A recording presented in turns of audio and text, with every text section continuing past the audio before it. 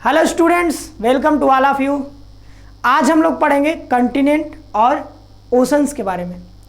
तो सबसे पहले जान लेते हैं कि ओशंस पहले पढ़ेंगे, इसके बाद पढ़ेंगे कंटिनेंट के बारे में।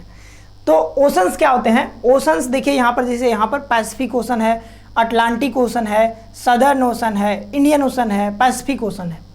मतलब पैसिफिक ओशन इसी का पार्ट है। मतलब इसको क्या किया गया है कि जो हमारा ग्लोब होता है, जैसे पृथ्वी गोल है एक तरह से, पूरी गोल नहीं है, जियोइड शेप में है, बट पृथ्वी मान लीजिए गोल है। तो गोल है तो इसका मतलब ये है कि अगर हम इसको ग्लोब पर तो हम इसको देख सकते हैं, बट जब इसको पेपर पर जब हम लोग प्रेजेंट करते हैं तो एक साइड ऐसे आपको दिखता है, एक साइड ऐसे। जब आप इसको ऐसे देखेंगे तो ये दोनों पैसिफिक ओशन दोनों जुड़े होंगे उस पार, ठीक है। जैसे ऐसे है, ठीक है, और इसको ऐसे खोल दिया गया है ऐसे, ठीक है। खोलने के बाद ये दर्शाया गया है। तो जो पैसिफिक ओशन जो आपको दिख रहा है दोनों साइड से, ये जुड़ करके ऐसे है, ठीक। तो ये पैसिफिक ओशन उस साइड में, उस पीछे की ओर जुड़ा हुआ है दोनों।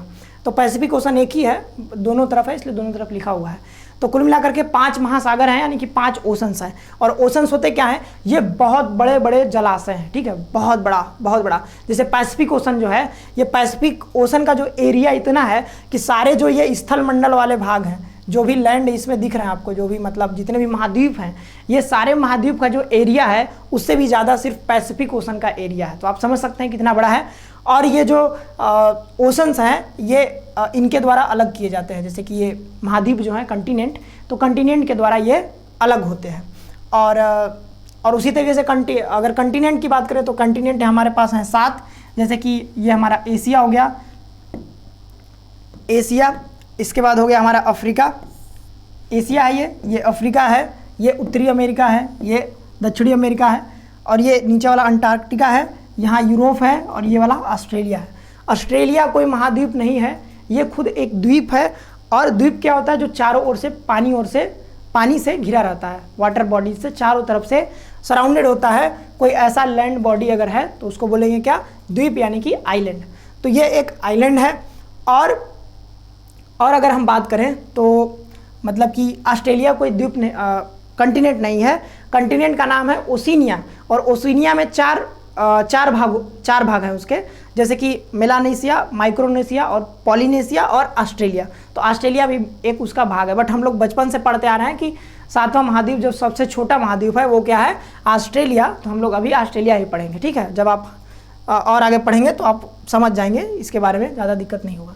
महासागर और महाद्वीप है। तो पृथ्वी पर 2 प्रकार की, मतलब मेन अगर हम लोग इसको डिवाइड करें तो 2 प्रकार से डिवाइड कर सकते हैं कि पृथ्वी पर एक तो कंटिनेंट है और एक क्या है? ओशंस है।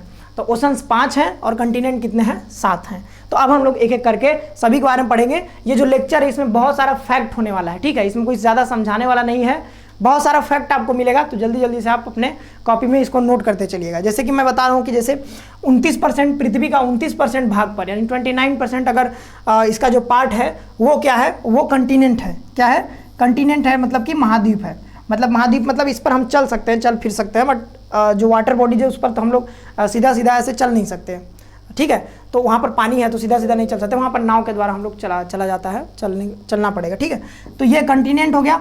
और कंटिनेंट जो है ये कितना प्रतिशत है? 29%। और जो महासागर हैं, जलाशय है, पूरा जितना प्रतिशत ये महासागर हैं, महासागर का प्रतिशत कितना है? ये है 71%। तो इस प्रकार से हम इसको इतना। तो आप अब देखिए, नोट बनाने के लिए आप बोलते हैं कि नोट कैसे बनाएंगे? तो नोट कुछ नहीं बनाना है, जस्ट यहाँ पर लिखना है क्या? पृथ्वी, और पृथ्वी के आगे ऐसे लिखना है, ठीक है, ये ओशन, और नीचे लिखना है क्या? कंटिनेंट, ठीक। अब कंटिनेंट, तो ओशन कितना है? 5, और ये कितने हैं? 7 हो गया। और ये कितने प्रतिशत भाग पर पाए जाते हैं?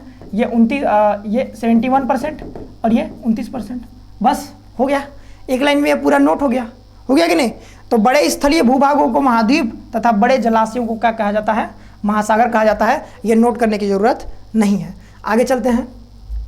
अब देखिए, ओशंस यानी महासागर। तो ओशंस का जो क्रम है कि सबसे बड़ा कौन है, उसके बाद कौन है, उसके बाद कौन है, तो इस तरीके से पूछा जा सकता है कि बताइए कि इसको क्रम में बैठाइए, मतलब बढ़ते से घटते क्रम में एरिया वाइज इसको अरेंज करिए। सवाल में पूछ दिया गया तो कैसे करेंगे? तो आपको याद रहना चाहिए कि सबसे बड़ा कौन सा है? पैसिफिक, मतलब प्रशांत महासागर। इसके बाद अटलांटिक महासागर, मतलब अंध महासागर इसको भी बोला जाता है, और या फिर अटलांटिक या अंध महासागर, हिंदी में अंध महासागर बोलते हैं। इंडियन ओशन, हिंद महासागर बोला जाता है इसको, सदर्न ओशन दक्षिणी महासागर, और आर्कटिक ओशन, इसको बोला जाता है आर्कटिक महासागर। तो ये 5 हैं और पांचों को याद कैसे करेंगे, तो इसके लिए एक छोटा सा ट्रिक है, पैसा, क्या, PAISA, ठीक है। पैसा पैसा पैसा करती है, क्यों पैसा पैसा करती है, बारिश कर दूं पैसे की, क्यों पैसे पे मरती है, तो इसलिए पैसा ये आपको याद रख लेना है, ठीक है। तो पैसा से आप इसको याद रख सकते हैं। P से हो गया पैसिफिक ओशन, A से अटलांटिक ओशन, I से इंडियन ओशन, S से सदर्न ओशन और A से हो गया आर्कटिक ओशन, ठीक है। आर्कटिक ओशन सबसे छोटा है, पैसिफिक ओशन सबसे बड़ा है।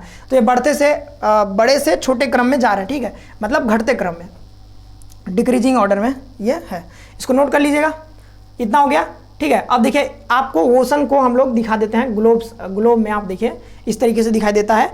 ग्लोब का जो ये वाला है ये खुला हुआ है, ये खोल करके, इसलिए दोनों साइड से पैसिफिक ओशन दिख रहा है, ठीक। अब देखिए यहाँ पर सबसे बड़ा पैसिफिक ओशन है, ये पैसिफिक ओशन, और इधर भी पैसिफिक ओशन। तो पैसिफिक ओशन आप देखेंगे किससे किससे लग रहा है, तो ये नॉर्थ अमेरिका से लग रहा है और ये साउथ अमेरिका से लग रहा है। इधर ये अंटार्कटिका से नहीं लग रहा है क्योंकि यहाँ पर सदर्न ओशन आ गया, और यही, और इस साइड में देखें तो यहाँ पर ऑस्ट्रेलिया से लगेगा और इधर हमारा एशिया से लगेगा, ठीक। तो ये सारे जितने भी कंटिनेंट है इससे ये टच करता है, पैसिफिक ओशन इसको टच करता है। अगर अटलांटिक ओशन की बात करें तो अटलांटिक ओशन इधर अफ्रीका को टच करेगा, साउथ अमेरिका को टच करेगा, नॉर्थ अमेरिका को, यूरोप को टच करेगा, ठीक। और यहाँ पर ग्रीनलैंड को भी, यहाँ पर देख रहे हैं आप लोग, ग्रीनलैंड को भी टच करेगा। ग्रीनलैंड जो है जियोग्राफिकली बात करें तो ये नॉर्थ अमेरिका में आता है, बट अगर पॉलिटिकली बात करें तो इस पर अधिकार है यूरोप का, तो मतलब ये यूरोप में आता है, ठीक है। यूरोप का पार्ट है पॉलिटिकली, अगर ज्योग्राफिकली बात करें तो इसमें नॉर्थ अमेरिका का देख रहे हैं यहाँ पर, ये नॉर्थ अमेरिका से लगभग सटा हुआ है, तो ये ज्योग्राफिकली अगर बात करें भौगोलिक रूप से तो ये नॉर्थ अमेरिका का पार्ट है, ये हो गया, इससे टच करता है।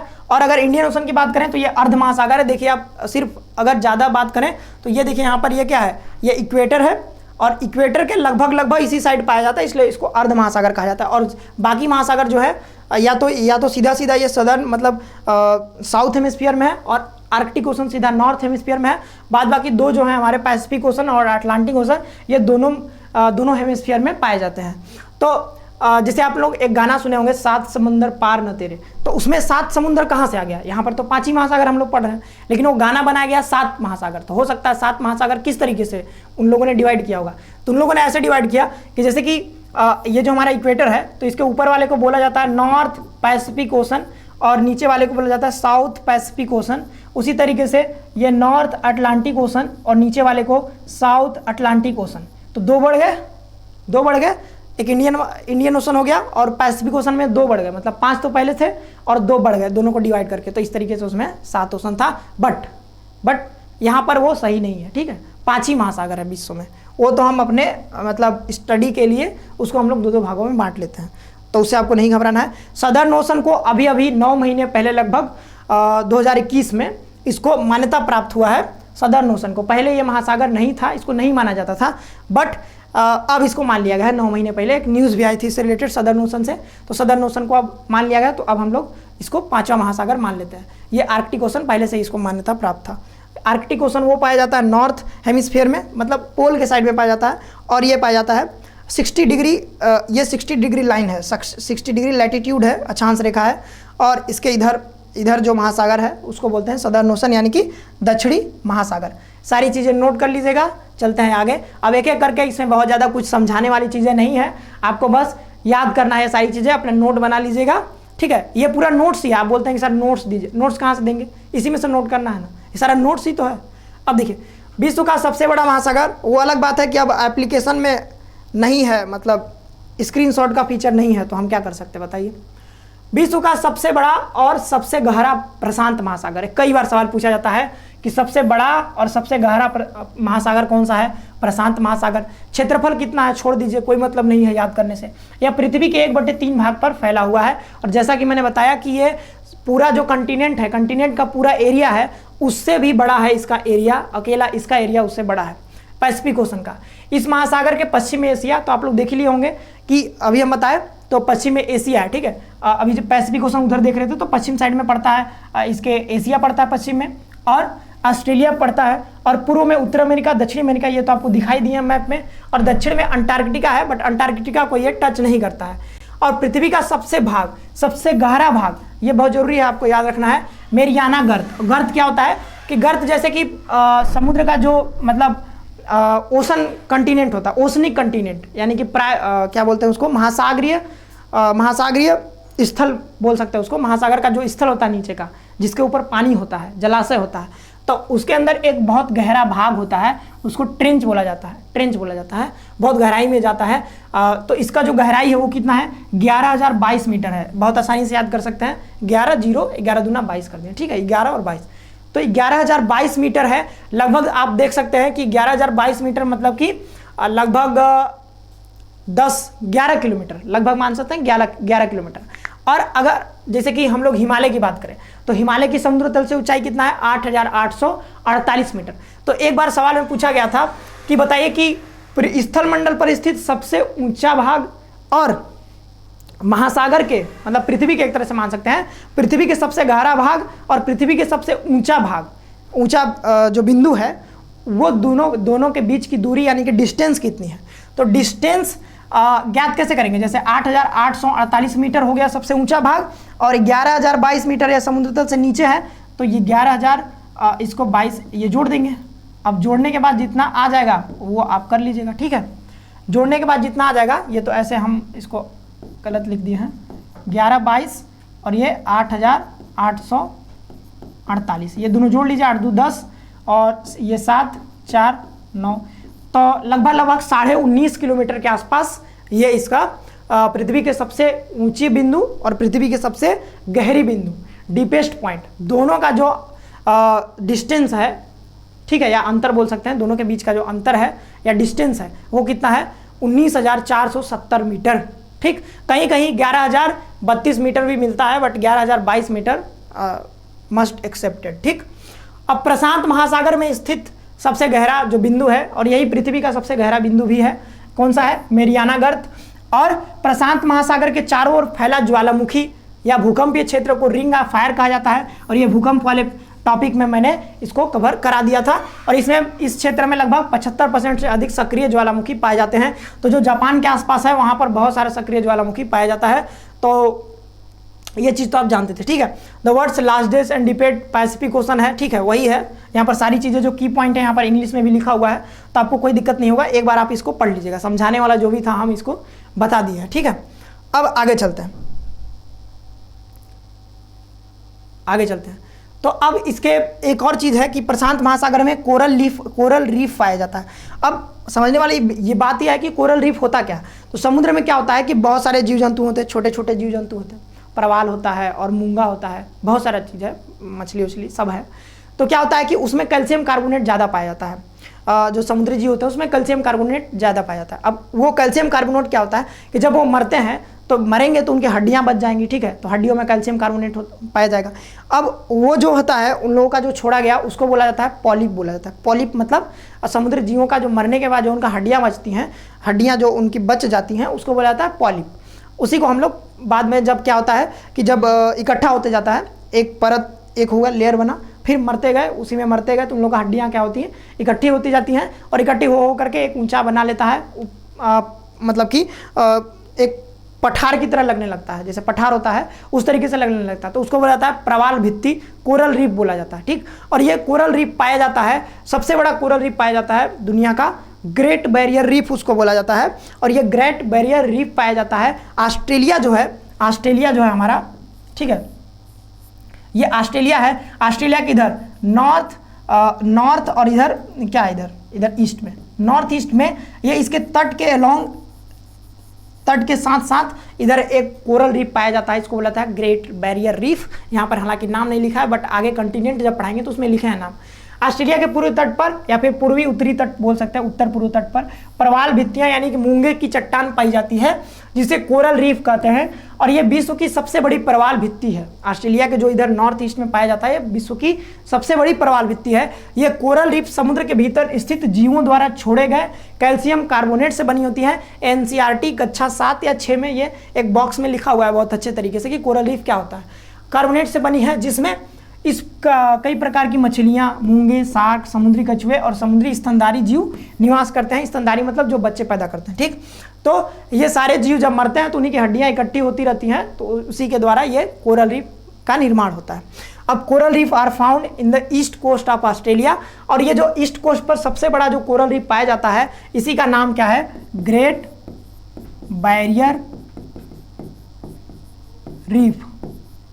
ग्रेट बैरियर रीफ नाम है इसका, ठीक।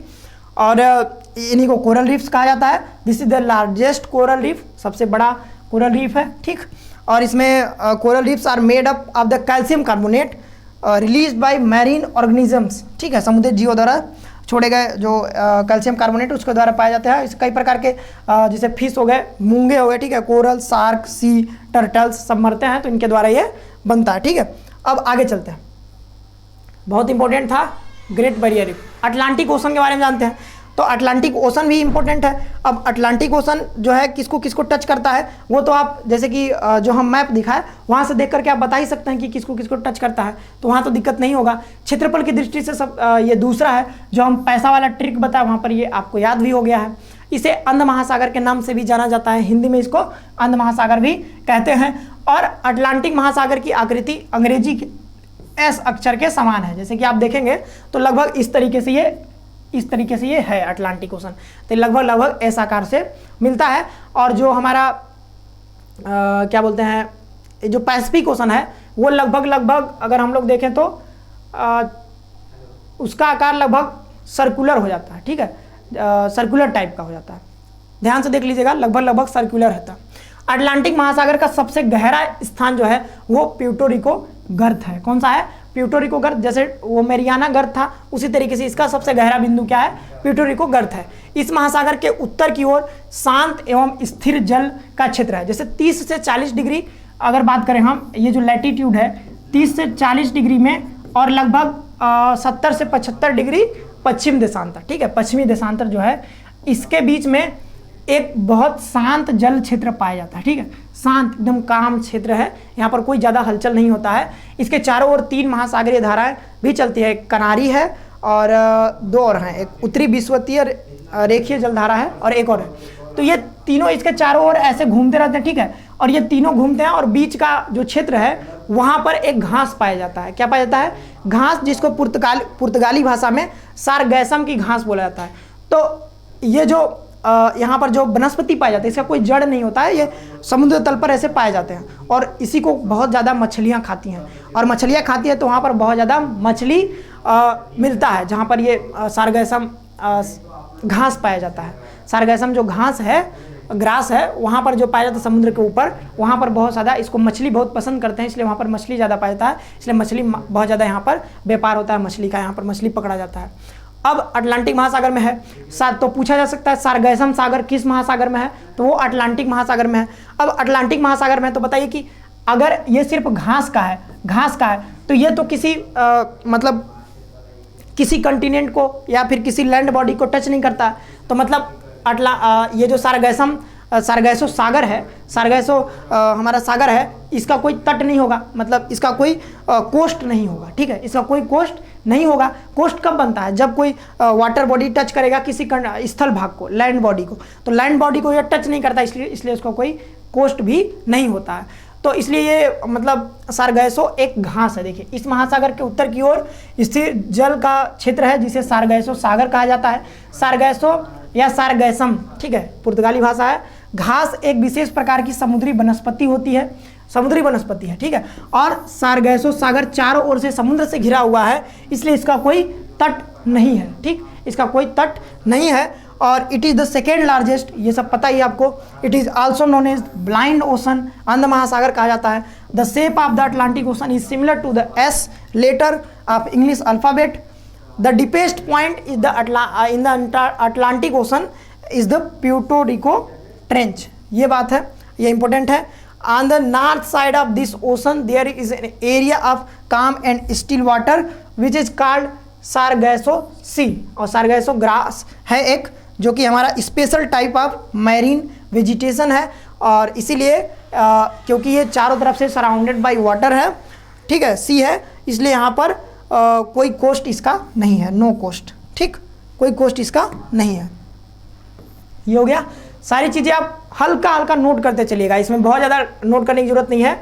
अगर मैं बताऊं तो इसको जैसे इंग्लिश वाला इंग्लिश नोट करेंगे, हिंदी वाला हिंदी करेंगे, तो इसका 2 लाइन से ज़्यादा नहीं जाएगा। अभी हम इसका नोट बना करके आपको बता देते हैं।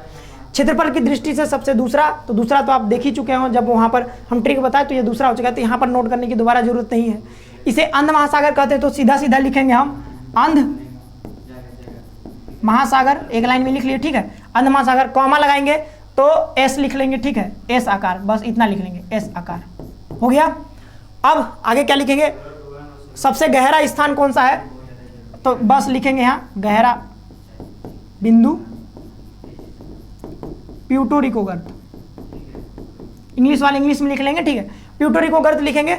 और क्या लिखेंगे, इस महासागर के उत्तर की ओर शांत एवं स्थिर जल का क्षेत्र है, तो सीधा सीधा इसमें कुछ नहीं लिखेंगे, बस लिखेंगे कि इसमें यहाँ सारगैसो सागर पाया जाता है, ठीक है, उत्तर में लगभग सारगैसो सागर, ठीक है। और नीचे लिख लेंगे कि सारगैसो एक प्रकार की क्या है, घास है, बिना जड़ वाली घास है, इसका कोई जड़ नहीं होता, ठीक है, बस। और इसका कोई तट नहीं है, तो लगभग 2 लाइन या 1 लाइन में पूरा ये जो जितना बड़ा पीपीटी आपको दिख रहा है ये हो जाएगा। तो अगर हम इसका नोट बनाएंगे पूरा महासागर का, तो 1 पेज में पूरा महासागर या 1.5 पेज में आ जाएगा, ठीक।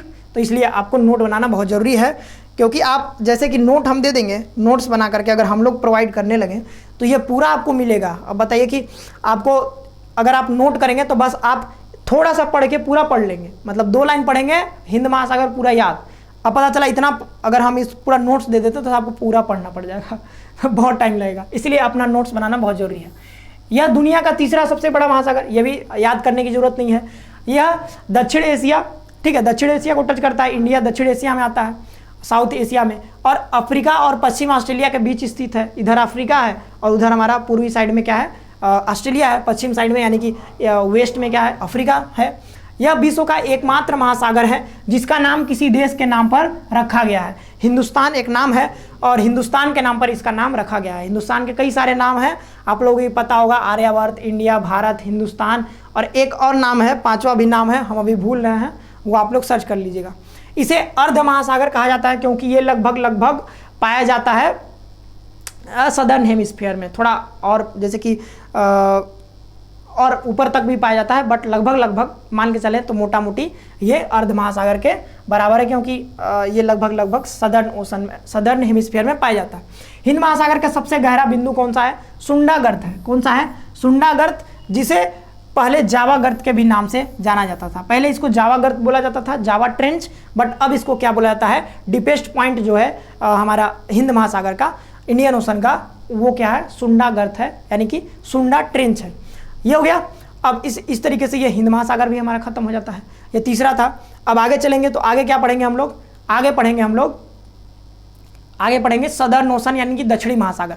तो जैसे कि दक्षिणी महासागर की बात करें तो पहले तो आप देखिए कि यहाँ पर जो है हमारा, अगर साउथ हेमिस्फीयर की बात करें, साउथ वाला, तो साउथ जो है, साउथ में हमारा साउथ हेमिस्फीयर, वहाँ पर एक है अंटार्कटिका महाद्वीप, यानी कि Antarctica continent.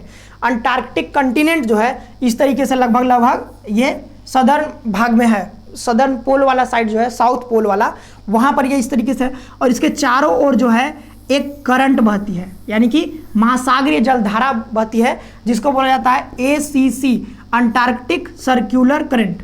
Antarctic circular current बोला जाता है। और ये जो करंट है इसके चारों ओर बहती है। तो बाद में डिसाइड किया गया, पहले इसको नहीं माना जाता था कि ये एक ओशन है, इसको मान्यता प्राप्त नहीं था। हालांकि हम तो बचपन से ही पढ़ते आ रहे हैं कि दुनिया में 5 महासागर है, बट कुछ दिन बाद, मतलब पहले जब हम फर्स्ट ईयर में थे तब हमको पता चला कि नहीं, अभी मान्यता प्राप्त सिर्फ 4 ही हैं। बट अभी 2021 में पता चला कि अभी इसको मान्यता दे दिया गया है, रिकॉग्नाइज कर लिया गया है। तो ये 5वां महासागर बन चुका है। तो 9 महीने पहले ये हुआ था। अब ACC, अब एक जो ये मतलब कि जब आप जैसे कि हिंद महासागर से जाएंगे, मतलब और दक्षिण साइड में जाएंगे और साउथ में, तो आपको एक चेंज नज़र आएगा, मैरीन लाइफ में चेंज नज़र आएगा। वहाँ पर जल का जो बहाव है वो अलग तरीके से नज़र आएगा। तो इसलिए वहाँ पर वैज्ञानिकों ने डिसाइड किया कि नहीं, इसका एक अलग कैरेक्टरिस्टिक्स रखता है ये, मतलब हिंद महासागर में जो जलीय जीव पाया जा रहा है उससे ये थोड़ा सा डिफरेंट है। तो अब इसको हम लोग मान्यता दे देते हैं, दूसरा एक और महासागर के रूप में इसको मान्यता दे देते हैं। तो एक नया महासागर बन गया ये अंटार्कटिक सर्कुलर करंट जो है, इसके चारों ओर ये चलता है, ठीक है, फ्लो करता है। और ये जो है हमारा 60 डिग्री अक्षांश जो है, ये 60 डिग्री अक्षांश के साउथ में पाया जाता है, ठीक है। 60 डिग्री अक्षांश जो है हमारा लैटिट्यूडनल सर्कल है, उसके जो साउथ में जो भी क्षेत्र है, और ये अंटार्कटिक कंटिनेंट जो है, इसके बीच का जो भी क्षेत्र है, इसको बोला जाएगा क्या, सदर्न ओशन, यानी कि दक्षिणी महासागर।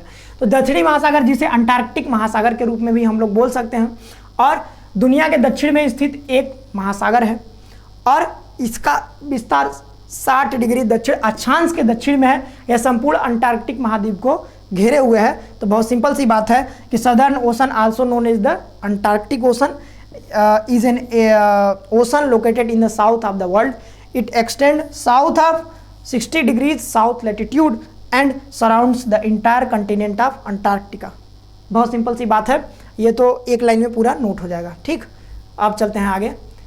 Antarctic ocean Arctic ocean, Arctic ocean ये साउथ पोल के पास पाया जाता है, नॉर्थ पोल के पास पाया जाता है। साउथ पोल वाला तो अंटार्कटिक ओशन था, मतलब कि सदर्न ओशन। और दुनिया का सबसे छोटा महासागर अगर कोई पूछे आपसे तो कौन सा है, तो वो है हमारा आर्कटिक महासागर। कौन सा है, आर्कटिक महासागर। आर्कटिक महासागर है जो पृथ्वी के उत्तरी गोलार्ध में, यानी कि ये हमारा नॉर्थ हेमिस्फीयर में स्थित है। यह यूरोप को टच करता है, एशिया को टच करता है, उत्तरी अमेरिका के उत्तरी तटों को टच करता है, मतलब घिरा हुआ है, ठीक है। उसी से क्या है, ये घिरा हुआ है।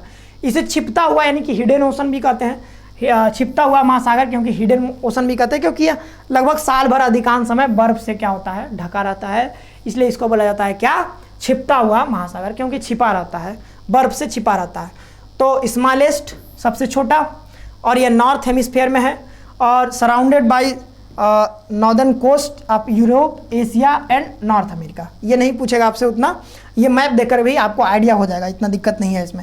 It is called the hidden ocean because it is covered with ice for its must of the year, ठीक है। तो ये बहुत सिंपल था, इसमें बहुत सारा लगभग फैक्ट ही है, तो आपको फैक्ट इसमें याद ही करना पड़ेगा, ठीक है। अब चलते हैं आगे। ये देखिए पिक्चर तो बहुत सुंदर लग रहा है इसका, जो भी कंटिनेंट है हमारा, पिक्चर इसमें बहुत साफ है, बहुत मतलब मज़ा आ रहा है देख के, ठीक है। ये नॉर्थ अमेरिका हो गया, ये जो ग्रीन कलर से ये क्या है, नॉर्थ अमेरिका। ये क्या है, साउथ अमेरिका है, और ये अफ्रीका है। ये इधर वाला जो भी भाग यहाँ से रेड कलर से देख रहे हैं आप, ये यूरोप है, और ये एशिया है, और यहाँ पर जो ये रेड कलर से दिख रहा है ये हमारा है प्यारा भारत, ठीक है। और यहाँ पर क्या है, ऑस्ट्रेलिया, और यहाँ पर ये है अंटार्कटिका। ये जो आप छोटे छोटे द्वीप देख रहे हैं, किरीबाती और क्या क्या है, बहुत सारा इसमें है। ये जो आप छोटे छोटे द्वीप देख रहे हैं, और ये जो द्वीप है यहाँ पर न्यूजीलैंड, ये सबको मिला करके ये जो इस वाले कलर से यहाँ पर है, अलग कलर से, इसको जब बात करते हैं तो ये सारा जो है, इसको बोला जाता है, इधर भी जो दो दिख रहा है यहाँ पर, ये भी इसी का पार्ट है। तो ये सारा जो मिला देते हैं तो इसी को बोला जाता है ओशिनिया कंटिनेंट, ठीक। और ये अंटार्कटिका नीचे है ही, ये नीला कलर से। तो अब बात करते हैं कि जी कि विश्व में 7 महाद्वीप हैं। तो देख लिया आप मैप पर 7 महाद्वीप। अब 7 महाद्वीप अगर एरिया के घटते क्रम में, डिसेंडिंग ऑर्डर में हम इसको अगर अरेंज करें तो सबसे पहला हमारा एशिया आता है, फिर आता है अफ्रीका। आप देखिए, पहले देखिए यहाँ पर देखिए, सबसे बड़ा एशिया दिख रहा है, फिर अफ्रीका दिख रहा है, फिर उत्तरी अमेरिका, फिर दक्षिणी अमेरिका, फिर अंटार्कटिका भी बहुत बड़ा है। इसके बाद आएगा हमारा कौन सा, यूरोप आएगा, फिर आएगा हमारा ऑस्ट्रेलिया, ठीक। तो इस तरीके से आप देख करके थोड़ा सा आइडिया लगाइएगा, और इसका कोई ट्रिक नहीं है, ठीक। तो आप बना भी सकते हैं, बट मैंने नहीं बनाया, और पिछले वाला भी मैंने नहीं बनाया था, मैंने कहीं से सीखा था। Asia, Africa, north America, south America मतलब दक्षिणी अमेरिका, अंटार्कटिका, यूरोप और ऑस्ट्रेलिया। तो ये 7 महासागर हैं, और ये सब बड़े से घटते क्रम में। सबसे बड़ा महाद्वीप कौन सा हो जाएगा, एशिया, और सबसे छोटा कौन सा हो जाएगा, ऑस्ट्रेलिया, या फिर इसी को हम लोग बोल सकते हैं ओशिनिया। क्या बोल सकते हैं, ओशिनिया, ठीक। बट हम यहाँ पर अभी ऑस्ट्रेलिया पढ़ेंगे, ठीक है। ओशिनिया बाद में आप लोग पढ़ेंगे। अब देखिए, ये जो नॉर्थ अमेरिका और साउथ अमेरिका है, इसको अलग करता है एक नहर यहाँ पर बनाया गया है। पहले हम लोग जैसे कि इधर से व्यापार, जैसे मान लीजिए कि अमेरिका का जो ये वाला कोस्ट है, इधर ईस्ट कोस्ट है, यहाँ से अगर जाना होता था इधर वेस्ट कोस्ट में इधर जाना होता था, तो अगर आपको नदी के द्वारा जाना है, मतलब ये ओशन का यूज करके आपको नाव से जाना है, शिप से जाना है, तो आपको यहाँ से ऐसे घूम करके जाना पड़ता है इसे, ठीक है। तो इसमें बहुत सारा दिन, लगभग 1 हफ्ता ज़्यादा लग जाता था। अब क्या हुआ कि यहाँ पर बाद में बनाया गया इस जगह पनामा नहर बनाया गया। तो ये जो पनामा नहर है, ये अब बहुत ज़्यादा मतलब कम दूरी तय करके ईस्ट से वेस्ट कोस्ट में पहुंच जाते हैं यहाँ से लोग। और इधर से भी यूरोप से अगर किसी को व्यापार करना इधर जाना है तो ये भी जा सकता है बहुत आसानी से। तो ये पनामा नहर जो है वो अलग करता है उत्तरी अमेरिका और दक्षिणी अमेरिका को। अगर हम लोग अफ्रीका की बात करें तो यहाँ पर ये हमारा है, ये हमारा लाल सागर है, ये भूमध्य सागर द्वारा, और यहाँ पर जिब्राल्टर जल संधि है, जिब्राल्टर स्ट्रेट है, तो यहाँ पर इसके द्वारा अलग हो जाता है। ये सारी चीज़ें लिखी हुई हैं, अभी आगे आपको मिल जाएंगी। अब यहाँ पर देखिए, जैसे ये कैस्पियन सागर है, ये काला सागर है, और ये जो है ये अरब प्रायद्वीप है, ठीक है। ये क्या है? अरब प्रायद्वीप है। थोड़ा कलर चेंज कर लेते हैं। ये वाला जो आपको दिख रहा है ये सऊदी अरेबिया देश है, एक बहुत बड़ा इस जगह, और ये जो है ये क्या है? अरब प्रायद्वीप है। इसमें लगभग 7 देश शायद आते हैं, 7 देश। अगर हम बात करें तो सऊदी अरब आता है, और Yemen, Oman, UAE, Qatar, Bahrain, Kuwait और इराक भी आ जाता है आई थिंक। तो लगभग 7 देश इसमें आते हैं। और इधर बात करें, यहाँ पर यूराल पर्वत है जो कि एशिया और अफ्रीका को अलग करता है, एशिया और यूरोप को अलग करता है। यूराल पर्वत है, एशिया और यूरोप को अलग करता है। ये जो हमारा काला सागर है ये भी उसी में आता है। काकेशस पर्वत आपको मिल जाएगा। आप लोग आपके पास अगर एटलस होगा तो देखिएगा, काकेशस पर्वत भी अलग करता है एशिया और यूरोप को। और ऑस्ट्रेलिया आप देख ही रहेंगे, वो एक द्वीप है। द्वीप है मतलब चारों तरफ से क्या है? पानी से घिरा हुआ है। अंटार्कटिक के बारे में हम लोग जानेंगे अभी, और यूरोप के बारे में भी जानेंगे, ठीक है। तो इस तरीके से हम लोग चलते हैं अब आगे, एक एक करके सभी जितने भी फैक्ट हैं सभी के बारे में हम लोग जान लेंगे। एशिया महाद्वीप जो है यह विश्व का सबसे बड़ा महाद्वीप है, और इसका जो क्षेत्रफल है वो लगभग विश्व के क्षेत्रफल का 30% इसके पास है। 30% विश्व में जितना, जैसे कि 100% कंटिनेंट का सारा एरिया 100% है, उसमें से 30% एरिया सिर्फ और सिर्फ किसके पास है? ये एशिया के पास है। और यहाँ पर विश्व की 60% जनसंख्या निवास करती है। 60% जनसंख्या। अधिकतर प्राचीन सभ्यताएं जो है एशिया महाद्वीप की नदियों के किनारे विकसित हुई है। इसी कारण इसे सभ्यता का पालन यानी कि क्रेडल ऑफ सिविलाइजेशन कहा जाता है। और स्पेशली किसे कहा जाता है? Cradle of civilisation. अगर आप लोग अभी देखे होंगे द कश्मीर फाइल्स, एक मूवी आई थी, तो अगर आप उसको देखे होंगे तो लास्ट में जो स्पीच देता है वो, वहाँ पर कृष्णा पंडित नाम होता है, हाँ कृष्णा पंडित, वहाँ पर वो बताता है कि कश्मीर कैसे क्रेडल ऑफ सिविलाइजेशन था पहले, मतलब सभ्यता का पालना था, सबसे पहले वहीं पर विकसित हुआ एशिया में हमारे। तो एशिया तो मतलब कश्मीर भी तो एशिया में ही है ना, तो यहाँ पर सभ्यता का विकास हुआ था सबसे पहले। तो क्रेडल ऑफ सिविलाइजेशन बोला जाता है किसको? एशिया महाद्वीप को। और जो हमारा कश्मीर है वहीं पर जो हमारे क्या नाम था उनका, केरल से चल करके वहाँ आए थे ऋषि कश्यप, उन्हीं के नाम पर इनका नाम, कश्मीर का नाम कश्मीर पड़ा था, कश्यप, ऋषि कश्यप के नाम पर, ठीक। तो सभ्यता का पालना किसे कहा जाता है? और मानव जीवन की उत्पत्ति कहाँ हुआ था? तो वो हुआ था हमारा अफ्रीका महाद्वीप में। बट सभ्यता कहाँ शुरू हुई थी? तो कहाँ से शुरू हुई थी सभ्यता, सिविलाइजेशन? तो वो शुरू हुआ था कहाँ से? एशिया महाद्वीप से। और एशिया का सबसे बड़ा देश की बात करें तो हमारा चीन हो जाता है क्षेत्रफल के हिसाब से, और जनसंख्या के हिसाब से जानते हैं सबसे पूरे विश्व का सबसे बड़ा देश है। और रूस मत आप मान लीजिएगा, रूस यूरोप का पार्ट है, ठीक। रूस किसका पार्ट है? यूरोप का पार्ट है। बट उसका ज़्यादातर जो भौगोलिक क्षेत्र है वो आ जाता है हमारा एशिया में, और उसका जो हमारा मॉस्को जो है उसका राजधानी जो है वो आता है यूरोप में। तो पॉलिटिकली बात करें तो वो यूरोप का पार्ट है, बट अगर जियोग्राफिकली बात करें तो उसका ज़्यादातर पार्ट एशिया में आ जाता है। सबसे छोटा देश जो है इसका मालदीव है, मालदीव हम जानते हैं। और सबसे लंबी नदी तो यांगसी, सबसे यांगसी है, ठीक है। यांगसी जो हमारा ये सबसे लंबी नदी है जो कि चाइना में है। और सबसे ऊंचा पर्वत शिखर जो है माउंट एवरेस्ट, और ये हिमालय पर्वत श्रेणी का क्या है? हिमालयन माउंटेन रेंज का क्या है? ये एक पार्ट है। तो ये सारी चीज़ें आप नोट कर लीजिएगा। और अगर हम बात करें तो लगभग मान्यता प्राप्त तो लगभग 48 देश हैं एशिया में, बट ऐसे बात करें तो 50 देश इसमें आते हैं। कितने? 50 देश हम बोल देते हैं, आप लोग देख लीजिएगा। जैसे मालदीव हो गया, Sri Lanka, Bharat, Pakistan, Afghanistan, Nepal, Bhutan, Bangladesh, Myanmar, Thailand, Laos, Cambodia, Vietnam, Malaysia, Singapore, Brunei, Indonesia, Philippines, Tamil Nadu, China, Mongolia, उत्तर कोरिया, दक्षिण Korea, Japan, Taiwan, Kazakhstan, Kyrgyzstan, Tajikistan, Turkmenistan, Uzbekistan, Georgia, Armenia, Azerbaijan, तुर्की, साइप्रस, सीरिया, लेबनान, इजराइल, फिलिस्तीन, Jordan, Saudi Arab, Yemen, Oman, UAE, Qatar, Bahrain, Kuwait, Iraq, Iran. तो ये सारे देश से लगभग, इसमें से कई देश जो है जैसे तैमूर लिस्ट हो गया, ताइवान हो गया, और रूस जो है वो इसका पार्ट नहीं है। तो लगभग 50, उसमें आपको ज़्यादा मिलेगा, बट मान्यता प्राप्त 48 से 50 देश हैं। ताइवान को मान्यता प्राप्त कई देश नहीं देते हैं, जैसे इंडिया नहीं रिकॉग्नाइज करता है। उसी तरीके से कई सारे देश हैं, जैसे चीन उसको अपना ही पार्ट मानता है। तैमूर लिस्ट को जो हमारा इंडोनेशिया है, इंडोनेशिया, वो उसको कहता है कि ये भी मेरा ही पार्ट है, ये अलग नहीं है। तो इस तरीके से मतलब मान के चलिए 50 देश है, ठीक है। अब आगे चलते हैं। तो the continent of Asia is the largest, तो ये आप पढ़ लेंगे, इंग्लिश वाले तो तेज वैसे भी होते हैं, पढ़ लेंगे तो आपको समझ में आ ही जाएगा। और सारी चीज़ें हमने एक्सप्लेन कर ही दी है, तो इसमें कोई आपका दिक्कत नहीं होगा, ठीक। अब आगे चलते हैं। ये क्या आ गया, हाँ आगे चलते हैं। और भी चीज़ें हैं अभी एशिया महाद्वीप के बारे में।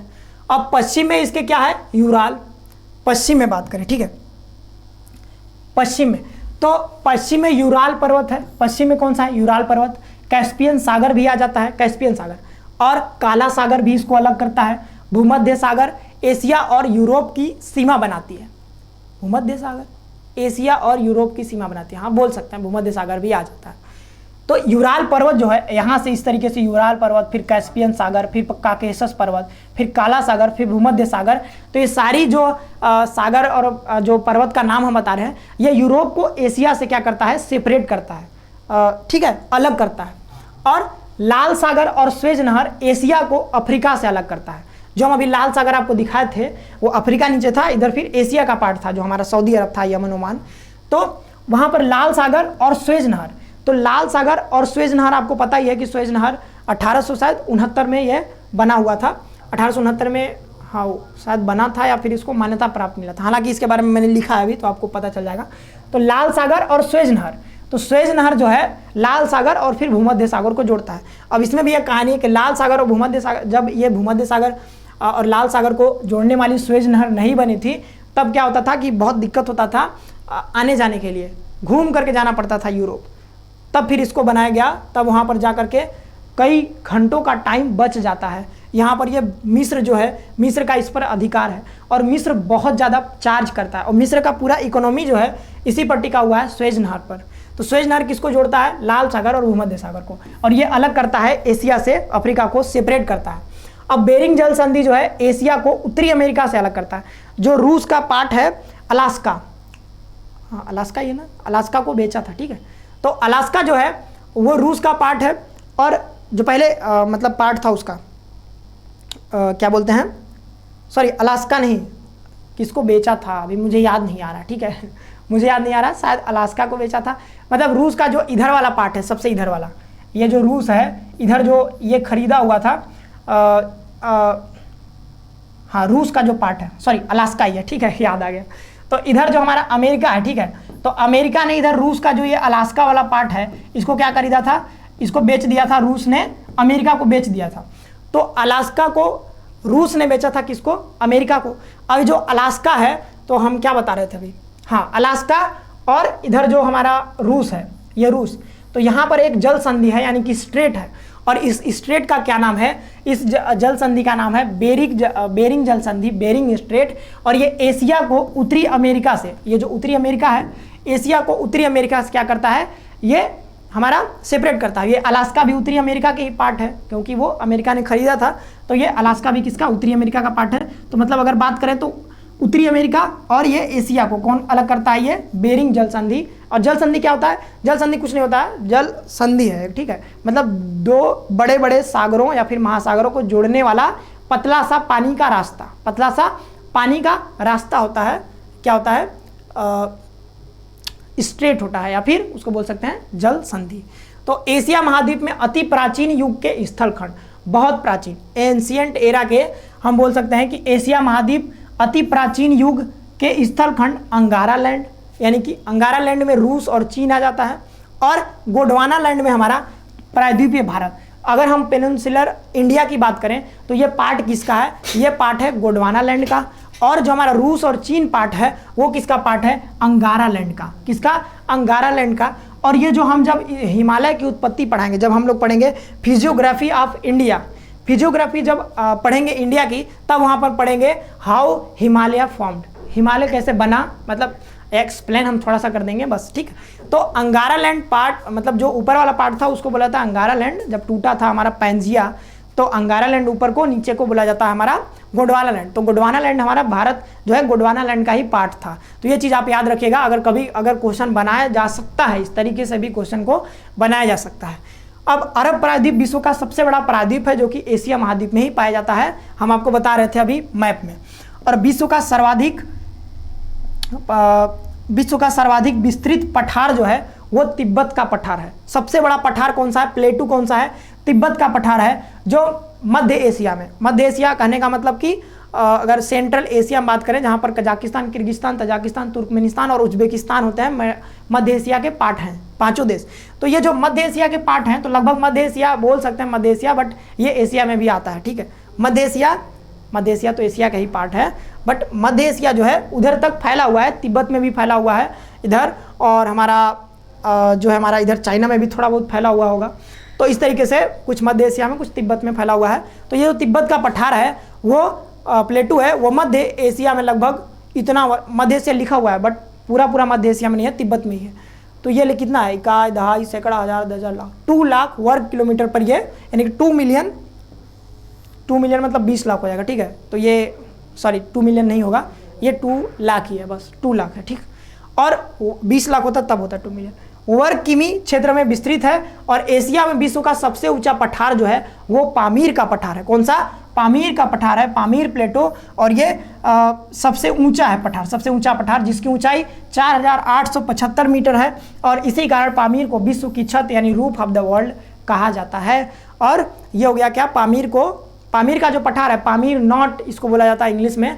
तो पामीर का जो गांठ है, नॉट मतलब गांठ, तो पामीर का गांठ कैसे बनता है, इधर हिंदू कुश पर्वत, इधर से जो पाकिस्तान और अफगानिस्तान के पास में है वो हिंदू कुश पर्वत हो जाता है, इधर से हिमालय पर्वत श्रेणी, और यहाँ पर एक चाइना में एक और है जिसका नाम हमको अभी करेंटली याद नहीं आ रहा है। ये तीनों मिलते हैं, और जहाँ पर ये तीनों मिलते हैं उसी को बोला जाता है पामीर का पठार या पामीर नॉट बोला जाता है। और वो संसार की छत या फिर world, roof of the world कहा जाता है। ये हो गया हमारा पामीर की छत। तो ये विश्व का सबसे ऊंचा पठार है। और सबसे विस्तृत पठार यानी सबसे बड़ा पठार की बात करें तो वो कौन सा है, तिब्बत का पठार। मतलब बहुत बड़े एरिया में फैला हुआ कौन सा है, वो है हमारा तिब्बत का पठार। बट सबसे ऊंचा पठार कौन सा है, उसको बोला जाता है पामीर का पठार या फिर पामीर नॉट बोला जाता है। और एशिया में विश्व का सर्वाधिक जनसंख्या, और भारत की बात करें तो भारत का सबसे बड़ा पठार कौन सा है, तिब्बत का पठार। कौन सा, तिब्बत का पठार। और सबसे ऊंचा पठार लद्दाख का पठार। कितना अच्छा बात। एशिया में विश्व का सर्वाधिक जनसंख्या घनत्व वाला देश कौन सा है, यानी पॉपुलेशन डेंसिटी किसकी सबसे ज़्यादा है, सिंगापुर की। सिंगापुर ये हमारा साउथ ईस्ट एशियन कंट्रीज में आता है, ठीक है। साउथ ईस्ट एशिया में इधर वाला जो म्यांमार के साइड से लगा हुआ है वहाँ पर आता है सिंगापुर। विषमताओं का महाद्वीप यानी कंटिनेंट ऑफ कंट्रास्ट इसको बोला जाता है, विषमताओं का महाद्वीप। विषमताओं का महाद्वीप इस सेंस में हम बोल सकते हैं कि यहाँ पर बहुत ज़्यादा विषमता, जैसे जियोग्राफिकली अगर बात करें हम लोग तो देखिए यहाँ पर बहुत सारा पठार भी पाया जाता है, पर्वत भी पाया जाता है, ग्रेट इंडियन प्लेन्स है, यहाँ पर गंगा और ब्रह्मपुत्र का मैदान है, इधर सिंधु नदी का मैदान है, और पठार भी पाए जाते हैं। और बात करें तो यहाँ पर कई प्रकार के जलवायु में भी विषमता पाई जाती है। 5 प्रकार के क्लाइमेटिक जोन हमारे सिर्फ इंडिया में पाए जाते हैं।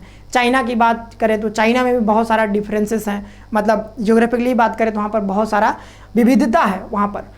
तो कंट्रास्ट है, विविधता को क्या बोलते हैं, डाइवर्सिटी है, डाइवर्सिटी बोल सकते हैं।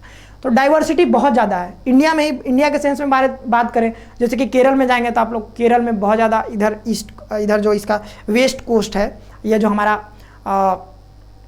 वेस्टर्न घाट है उसके इस साइड में बहुत ज़्यादा बारिश होता है, बहुत ज़्यादा। और वहाँ पर बहुत ज़्यादा जो है हमारा डाइवर्सिटी पाया जाता है, वहाँ पर जीवों में बहुत ज़्यादा डाइवर्सिटी है, ठीक है। मतलब प्लांट विभिन्न प्रकार के डिफरेंट टाइम के प्लांट पाए जाएंगे आप लोग को। बहुत ज़्यादा उसमें क्या होता है कि जीव, अलग अलग प्रकार के जीव पाए जाते हैं। और बोल सकते हैं कि वहाँ पर देखिए लोग हैं, साउथ में जो लोग होते हैं वहाँ पर पत्तल पर खाना खाते हैं, जो केला के पत्ते ही है उस पर खाते हैं। और हम लोग क्या, हम लोग इधर थाली का यूज करते हैं, उधर बहुत अच्छा माना जाता है, हम लोग केले की पत्ती पर खाते हैं। तो आप देख सकते हैं कितना ज़्यादा डिफरेंस है। अभी देखिए अगर राजस्थान में चले जाएँ तो राजस्थान में बहुत ज़्यादा डिफरेंस आपको मिलेगा। वहाँ पर लोग जो है सर्वाइवल के लिए वहाँ पर पानी की बहुत दिक्कत होती है। तो इस तरीके से वहाँ पर बारिश नहीं होती है, बहुत ज़्यादा धूल उड़ता है, तो वहाँ पर बांध कर चलते हैं लोग, मतलब नकाब जो है बांध कर चलते हैं। तो इस तरीके से देख सकते हैं आप लोग कि कितना ज़्यादा डिफरेंस है। कहीं बारिश नहीं हो रहा है, राजस्थान के इधर जैसलमेर में बात करें बारिश ही नहीं होता है कई साल, और इधर मासिन नाम में बात करें तो रोजे बारिश हो जाता है, इतना बारिश होता है, इतना बारिश होता है कि सब परेशान है बारिश से, बाढ़ आता रहता है ब्रह्मपुत्र नदी में। तो इतना ज़्यादा डिफरेंस है एशिया में, इसलिए इसको बोला जाता है विषमताओं का महाद्वीप, कंटिनेंट ऑफ कंट्रास्ट। ठीक, और बहुत ज़्यादा विषमता है, इतना ही नहीं है। ठीक, हम अभी बहुत कम बताएं। सबसे बड़ा स्थलबद्ध देश कौन सा है? कजाकिस्तान। मतलब स्थलबद्ध का ये मतलब है कि उसका कोई जो कोस्ट है वो समुद्र से नहीं लगता है। मतलब जैसे इंडिया की बात करें तो इंडिया का सारा कोस्ट जो है हमारा इधर वेस्टर्न कोस्ट है, इधर ईस्टर्न कोस्ट है, ये सारा क्या है, इधर हमारा अरब सागर से, अरेबियन सी से, और इधर हमारा बे ऑफ बंगाल से लगता है। तो इस तरह का कोई कोस्ट नहीं है कजाकिस्तान के पास। कजाकिस्तान एक मिडिल सेंट्रल एशियन कंट्री है, सेंट्रल एशिया में आता है कजाकिस्तान। और कजाकिस्तान सबसे बड़ा क्या है, हमारा सबसे बड़ा स्थलबद्ध देश है। और ये लगभग हम बात करें तो 9वां या 8वां नंबर पर शायद ये आता है, सबसे बड़ा देश, विश्व की सबसे बड़ी देश। जैसे कि अगर देश की बात करें तो सबसे पहले कौन सा जाता है बताइएगा? सबसे बड़ा है रसिया, क्षेत्रफल के हिसाब से बात कर, रसिया के बाद कनाडा है, कनाडा के बाद अगर बात करें तो चीन है, चीन के बाद बात करें तो अमेरिका है, और अमेरिका के बाद बात करें तो ब्राज़ील आ जाता है, ब्राज़ील। और आगे अगर बात करें हम तो शायद हमारा आ जाता है, एक बीच का नहीं याद आ रहा है, पर 5 हो गया तो छठा नहीं याद आ रहा है। ठीक है, और 7वां तो हमारा भारत है, ये हमारा प्यारा भारत। ठीक है, तो ये तो आपको पता ही होगा। और कजाकिस्तान आ जाता है हमारा लगभग 9वें नंबर पर आ जाता है कजाकिस्तान। तो ये कजाकिस्तान बहुत बड़ा देश है। ठीक, आगे चलते हैं। तो ये सारी चीज़ें आप नोट कर लीजिएगा, और दोनों चीज़ें लगभग मैंने कोशिश की है कि इंग्लिश हिंदी दोनों में बता ही दिया है। तो आप इसको जो है कि गोंडवाना लैंड, और यहाँ पर सारी चीज़ें इंग्लिश में भी लिखी हुई हैं, तो आपको आशा करते हैं कि आपको ये समझ में आ जाएगा। आप लोग नोट बनाने में इसका हेल्प ले सकते हैं। बाद बाकी हिंदी में मैंने सारा एक्सप्लेन कर ही दिया, वहाँ पर इंग्लिश वर्ड का भी यूज कर ही लिया है। तो पामीर जो है ये एशिया की या फिर विश्व की भी सबसे ऊँची क्या है, पठार है, और इसका जो ऊँचाई वहाँ पर लिखा ही हुआ है, और ये आपको याद कर लेना है। इसको रूफ ऑफ द वर्ल्ड कहा जाता है। और पॉपुलेशन डेंसिटी सबसे ज़्यादा किसका है? सिंगापुर का है। और कंटिनेंट ऑफ कंट्रास्ट इसको बोला जाता है, यहाँ पर लिखा हुआ है कंटिनेंट ऑफ कंट्रास्ट। और बिगेस्ट लैंडलॉक कंट्री कौन सा है? ये कजाकिस्तान है। और एशिया और बेरिंग स्टेट, आप इसको याद रखिएगा। हालांकि मैं जब स्टेट के बारे में पढ़ाऊंगा तो वहाँ पर जितने भी विश्व के इंपॉर्टेंट स्टेट हैं उसके बारे में मैं बता दूंगा। तो बेरिंग स्टेट जो है एशिया और नॉर्थ अमेरिका को अलग करता है। सुएज कैनाल किसको अलग करता है? तो सुएज कैनाल रेड सी और भूमध्य सागर यानी कि मेडिटेरेनियन सी, ठीक है, मेडिटेरेनियन सी को क्या करता है? ये अलग करता है। और यहाँ पर अभी लिखा नहीं हुआ है ये सुएज कैनाल, ये इस सेंस में लिखा हुआ है कि ये एशिया और अफ्रीका को अभी सेपरेट करता है। जब हम वहाँ पर बताएंगे आपको कैनाल के बारे में, स्ट्रेट के बारे में जब बताएंगे, जल संधियों के बारे में, तो उसमें कैनाल के बारे में भी बता देंगे। जैसे पनामा कैनाल हो गया, ये हो गया हमारा यही जो है सुएज कैनाल, ये सारी चीज़ें बता देंगे। सुएज कैनाल पर किसका अधिकार है? तो वो अभी मिस्र का अधिकार है। और मिस्र का जो इधर एशिया में एक पार्ट आता है, जैसे मिस्र जो आप देखेंगे, अफ्रीका देखेंगे तो अफ्रीका के आपके इस साइड में मिल जाएगा, ये यहाँ पर मिस्र मिलेगा। और मिस्र का कुछ पार्ट इस साइड में एशिया में आ जाता है। तो यहीं पर बीच में क्या है? ये सुएज कैनाल बना दिया गया है काट करके। और ये जो इधर वाला पार्ट है एशिया में आता है, इसको बोला जाता है सिनाई। क्या बोला जाता है? सिनाई प्रांत बोला जाता है, जो एशिया में पार्ट आता है ये। तो ये सब इतना बहुत ज़्यादा डिटेल हो जाएगा, तो इतना जानने की जरूरत नहीं है। अब हम लोग अफ्रीका महाद्वीप के बारे में पढ़ेंगे। तो अभी हम लोग जाने एशिया के बारे में। अब ये सेकेंड लार्जेस्ट जो कंटिनेंट है इसके बारे में जानेंगे। ये कौन सा है? अफ्रीका महाद्वीप। अब अफ्रीका महाद्वीप विश्व का दूसरा सबसे बड़ा महाद्वीप है, second largest continent in the world है। ठीक, ये तो चीज़ आपको पता ही है, क्योंकि हम जब 7 महाद्वीप के बारे में बताए तो वहाँ पर बता ही दिए थे। अफ्रीका को काला महाद्वीप या फिर अंध महाद्वीप, ब्लैक या फिर ब्लाइंड कंटिनेंट कहा जाता है। क्यों कहा जाता है? या डार्क कंटिनेंट या फिर काला महाद्वीप, अंध महाद्वीप, ये सब कहा जाता है। क्यों कहा जाता है? क्योंकि ये सांस्कृतिक रूप से बात करें या फिर आर्थिक रूप से, सामाजिक रूप से बहुत पिछड़ा हुआ है, इसलिए इसको बोला जाता है काला महाद्वीप या फिर अंध महाद्वीप। अब डार्क कंटिनेंट बोला जाता है। यह एकमात्र महाद्वीप है जिससे होकर, बहुत इंपॉर्टेंट है, बहुत इंपॉर्टेंट है, कर्क रेखा, मकर रेखा और विषुवत रेखा तीनों, यानी कि Tropic of Cancer, Tropic of Capricorn और इक्वेटर, तीनों पास होती हैं। किससे ये पास होती हैं? अफ्रीका कंटिनेंट से तीनों पास होती है। सबसे बड़ा देश इसका है अल्जीरिया, और सबसे छोटा देश कौन सा है? सेशल्स। और सबसे लंबी नदी कौन सी है? इसका नील नदी है। और सबसे ऊंचा पर्वत कौन सा है? किलिमंजारो, जो कि अफ्रीका में है, ये तंजानिया में पड़ता है। और इसमें लगभग हमारे 54 देश आ जाते हैं। तो हम इसका नाम भी बता देते हैं आपको 54 का, ठीक है, मज़ा आता है बोलने में। जैसे कि पश्चिमी सहारा हो गया, Morocco, Algeria, Tunisia, Libya, Egypt, Sudan, जर्सी Sudan, Chad, Niger, Mali, Mauritania, Senegal, the Gambia, Guinea, Bissau, विश्वतरीय गिनी, और हमारा Sierra Leone, Liberia, Cote d'Ivoire, Ghana, Burkina Faso, Togo, Benin, Nigeria, Cameroon, मध्य अफ्रीकन गणराज्य, और हमारा गैबोन हो गया, Congo Democratic Republic of Congo, Zambia, Zimbabwe, और Angola, Namibia, Botswana, South Africa, Lesotho, और इस्वातिनी। इस्वातिनी का पहले नाम था स्वाजीलैंड, अब इसका नया नाम हो गया है इस्वातिनी। और मोजाम्बिक, मेडागास्कर, मॉरिशस हो गया, Tanzania, Kenya, Uganda, Rwanda, Burundi, और सोमालिया, जिबूती, इरित्रिया, इथोपिया, और सेशल्स। सेशल्स सबसे छोटा देश है। अब देखिए, जो हम लास्ट में बोले सोमालिया, जिबूती, इरित्रिया, इथोपिया, इसको बोला जाता है हॉर्न ऑफ अफ्रीका। इसको अफ्रीका का, ये जो सींग की तरह इस तरीके से निकला हुआ होता है ना, यहाँ पर ये अरब प्रायद्वीप, और ये सिंह की तरह इधर जो निकला हुआ था, यहीं पर होता है सोमालिया, यहाँ पर जिबूती छोटा सा देश है, फिर इरित्रिया है, फिर इथोपिया है। तो ये चारों देशों को बोला जाता है हॉर्न ऑफ अफ्रीका। ये हॉर्न ऑफ अफ्रीका के देश हैं। और सेशल्स एक द्वीप है जो इसके बगल में इधर हमारा हिंद महासागर में है, सेशल्स है, जो सबसे छोटा देश है। और तंजानिया, केन्या और युगांडा। तो आप एक सुने होंगे विक्टोरिया लेक के बारे में। तो ये विक्टोरिया लेक जो है, ये इन्हीं तीनों को टच करते हुए बीच में है। और कौन सा तंजानिया, केन्या और युगांडा, तो ये तीनों देश के बीच में विक्टोरिया लेक पड़ता है। अब ये सारी चीज़ें हैं, इंग्लिश में भी हैं, तो इसमें कुछ बताने लायक है नहीं। Origin of Mankind, origin of Mankind यानी कि मानव की उत्पत्ति यहीं से हुई थी। कहाँ से? अफ्रीका महाद्वीप से।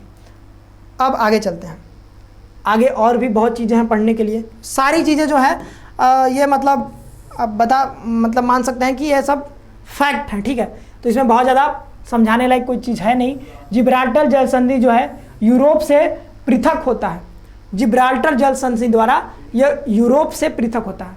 यूरोप मतलब यूरोप में स्पेन आ जाता है, और शायद से एक बार चेक कर लीजिएगा, अफ्रीका में जो है ये मोरक्को से लगता है, मोरक्को और उधर स्पेन से। तो दोनों को क्या करता है, ये अलग करता है। और इधर ये भूमध्य सागर आ जाता है जिब्राल्टर, और इधर अटलांटिक महासागर। तो अटलांटिक और भूमध्य सागर को जोड़ता है। अलग किसको करता है? अलग दो लैंड मास को करेगा, तो यूरोप को और इधर अफ्रीका को ये क्या करता है? पृथक करता है। और अफ्रीका की सबसे बड़ी झील है विक्टोरिया झील, जो विषुवत रेखा से गुजरती है। विषुवत रेखा जो है वो विक्टोरिया लेक के ठीक बीच से लगभग होके गुजरता है, यानी कि इक्वेटर पासेस थ्रू एग्जैक्टली तो नहीं बोल सकते हैं, ऑलमोस्ट मिड ठीक फ्रॉम द विक्टोरिया लेक, ठीक मिड से लगभग उसका ये पास होता है विक्टोरिया लेक से। और इससे विश्व की सबसे लंबी नदी नील नदी निकलती है। और नील नदी यहीं से निकलती है, कहाँ से? विक्टोरिया लेक से नील नदी निकलती है। और नील नदी the largest river of the world, largest नहीं सॉरी लॉन्गेस्ट रिवर, लॉन्गेस्ट मतलब सबसे बड़ा, लार्जेस्ट तो हमारा अमेजन रिवर है, वो दक्षिण अफ्रीका के बारे में जब पढ़ेंगे तो वहाँ पढ़ लेंगे। और जो भूमध्य सागर में जाकर के गिर जाती है। नील नदी कहाँ गिरती है? भूमध्य सागर में। और नील नदी दो नदियों से मिलकर बनती है, एक तो नीला नाइल होता है यानी कि ब्लू नाइल, एक वाइट नाइल, दोनों नदी जाकर के मिल जाती है तो वो बन जाता है हमारा नील नदी। अब अफ्रीका में बूसमैन, या फिर ऐसे बोल सकते हैं कि सफ़ेद नील जो है वो नील नदी के क्या है? ट्रिब्यूटरी, यानी कि उसका ट्रिब्यूटरी को क्या बोलते हैं? सहायक नदी। और अफ्रीका में बूसमैन, पिग्मी, ये बूसमैन कालाहारी मरुस्थल में पाया जाता है। कालाहारी कहाँ पाया जाता है? कालाहारी पाया जाता है हमारा ये भी अफ्रीका में ही पाया जाता है। तो कालाहारी मरुस्थल बोत्सवाना और साउथ अफ्रीका दोनों देशों में मतलब है, कुछ एरिया साउथ अफ्रीका में है और कुछ एरिया बोत्सवाना में है, तो कालाहारी मरुस्थल है। और बद्दू जो है ये बद्ध है, ठीक है। तो बद्ध ये सहारा मरुस्थल जो है हमारा विश्व का सबसे बड़ा मरुस्थल जो है, गर्म मरुस्थल, विश्व का सबसे गर्म मरुस्थल जो है वो कौन सा है? सहारा मरुस्थल। और विश्व का सबसे ठंडा मरुस्थल कौन सा? सबसे बड़ा मरुस्थल, या फिर सबसे ठंडा मरुस्थल, या बोले कि विश्व का सबसे बड़ा मरुस्थल, तो वो हो जाता है हमारा अंटार्कटिका महाद्वीप जो है वो सबसे बड़ा मरुस्थल है, बट वो ठंडा मरुस्थल है, या वो सबसे बड़ा भी है और सबसे बड़ा ठंडा मरुस्थल भी है। और दूसरे नंबर पर आ जाता है सहारा, और ये सबसे बड़ा गर्म मरुस्थल है। तो इसमें कंफ्यूज मत होइएगा, ये गर्म मरुस्थल में सबसे बड़ा है, और अंटार्कटिका ठंडे मरुस्थल में सबसे बड़ा महाद्वीप है, बट वो कोल्ड डिजर्ट है, बट अगर ओवरऑल एरिया में बात करें तो सबसे बड़ा भी वही है, सबसे ज़्यादा एरिया अंटार्कटिका महाद्वीप का है, उसी को हम लोग ठंडा मरुस्थल भी बोलते हैं। तो इसमें कंफ्यूज मत होइएगा, हालांकि ये जब आप जैसे कि छोटे मोटे एग्जाम में तो यही पूछेगा, बट जब आप बड़े एग्जाम में जाएंगे तो उस तरीके से क्वेश्चन कभी कभी पूछता है। यूपीएससी में एक बार पूछा था। मिलने वाली प्रमुख आदिम जातियाँ हैं। अब अफ्रीका की कांगो नदी जो है, कांगो रिवर जो है, वो विषुवत रेखा को 2 बार काटती है, ट्वाइस, ठीक है, 2 बार काटती है। कौन सा? कांगो नदी जो है वो अफ्रीका का जो कांगो नदी है वो विषुवत रेखा यानी इक्वेटर को 2 बार काटती है। मान लीजिए ये इक्वेटर है 0 डिग्री, तो इसके 2 बार काटती है। कौन सा नदी? ये कांगो नदी 2 बार काटती है। और लिम्पोपो नदी जो है ये मकर रेखा को काटती है, कई बार?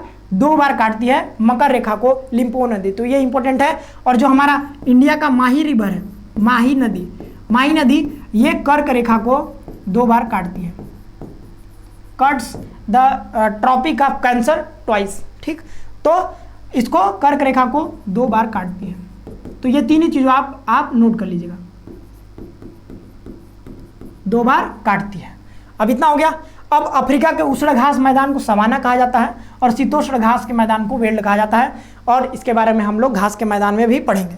और अफ्रीका का सबसे लंबा रेल मार्ग जो है वो केप काहिरा रेल मार्ग है। तो केप मतलब केप टाउन, साउथ अफ्रीका का केप टाउन से चल करके और ये काहिरा यानी मिस्र की राजधानी तक जाती है। ये तो ये जो अफ्रीका का सबसे बड़ा रेल नेटवर्क है, तो केप काहिरा रेल मार्ग, जो कि दक्षिण अफ्रीका गणराज्य के केप टाउन नगर से मिस्र के काहिरा यानी मिस्र की राजधानी काहिरा तक जाती है। और ये स्वेज नहर के बारे में यहाँ पर लिखा हुआ है। और ये मिस्र में स्वेज नहर जो लाल सागर और भूमध्य सागर को जोड़ती है, connects the Red Sea and Mediterranean Sea. और इस नहर का निर्माण जो है 1869 ईस्वी में किया गया था। इसकी लंबाई 168 किलोमीटर है, 168 किलोमीटर। मिस्र द्वारा 1956 में इस नहर का राष्ट्रीयकरण किया गया था, यानी कि नेशनलाइजेशन किया गया था। कब? 1956 में। और स्वेज नहर के दक्षिण छोर पर पोर्ट स्वेज है और उत्तरी छोर पर पोर्ट सईद है, ठीक। पोर्ट सईद पत्तन है, पत्तन मतलब पोर्ट मतलब बंदरगाह। तो बंदरगाह जहाँ पर सामानों को लादा जाता है। तो ये पोर्ट सईद किधर है? उत्तर छोर पर, यानी भूमध्य जो हमारा स्वेज कैनाल है, तो स्वेज कैनाल के उत्तर साइड में यानी उत्तर में ऊपर की ओर बात करें तो वहाँ पर पोर्ट हमारा सईद है। और पोर्ट दक्षिण में बात करें दक्षिण छोर पर, तो दक्षिण छोर पर कौन सा है? पोर्ट स्वेज है।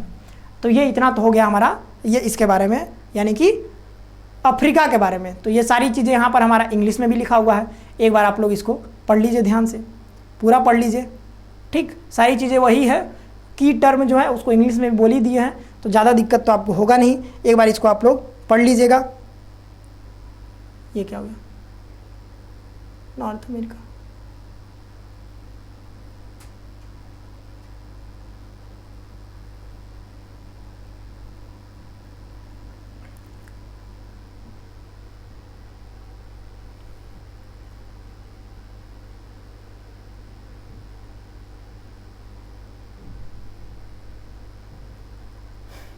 तो ये हो गया, आगे चलते हैं।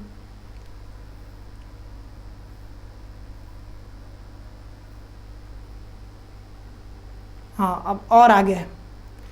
अब और आगे अगर हम लोग बढ़ते हैं तो यहाँ पर और अफ्रीका के बारे में क्या जानने लायक चीज़ें हैं। तो उत्तरी अफ्रीका में इधर जो है हमारा पश्चिमी Sahara, Morocco, Algeria, Tunisia, Libya, Egypt, Sudan, ये हमारा जो है गया माले, मोरितानिया। तो ये सारे जो हैं ये विशाल महासागर मरुस्थल को टच करते हैं। ये विशाल महासागर नहीं, विशाल मरुस्थल को क्या करते हैं? टच।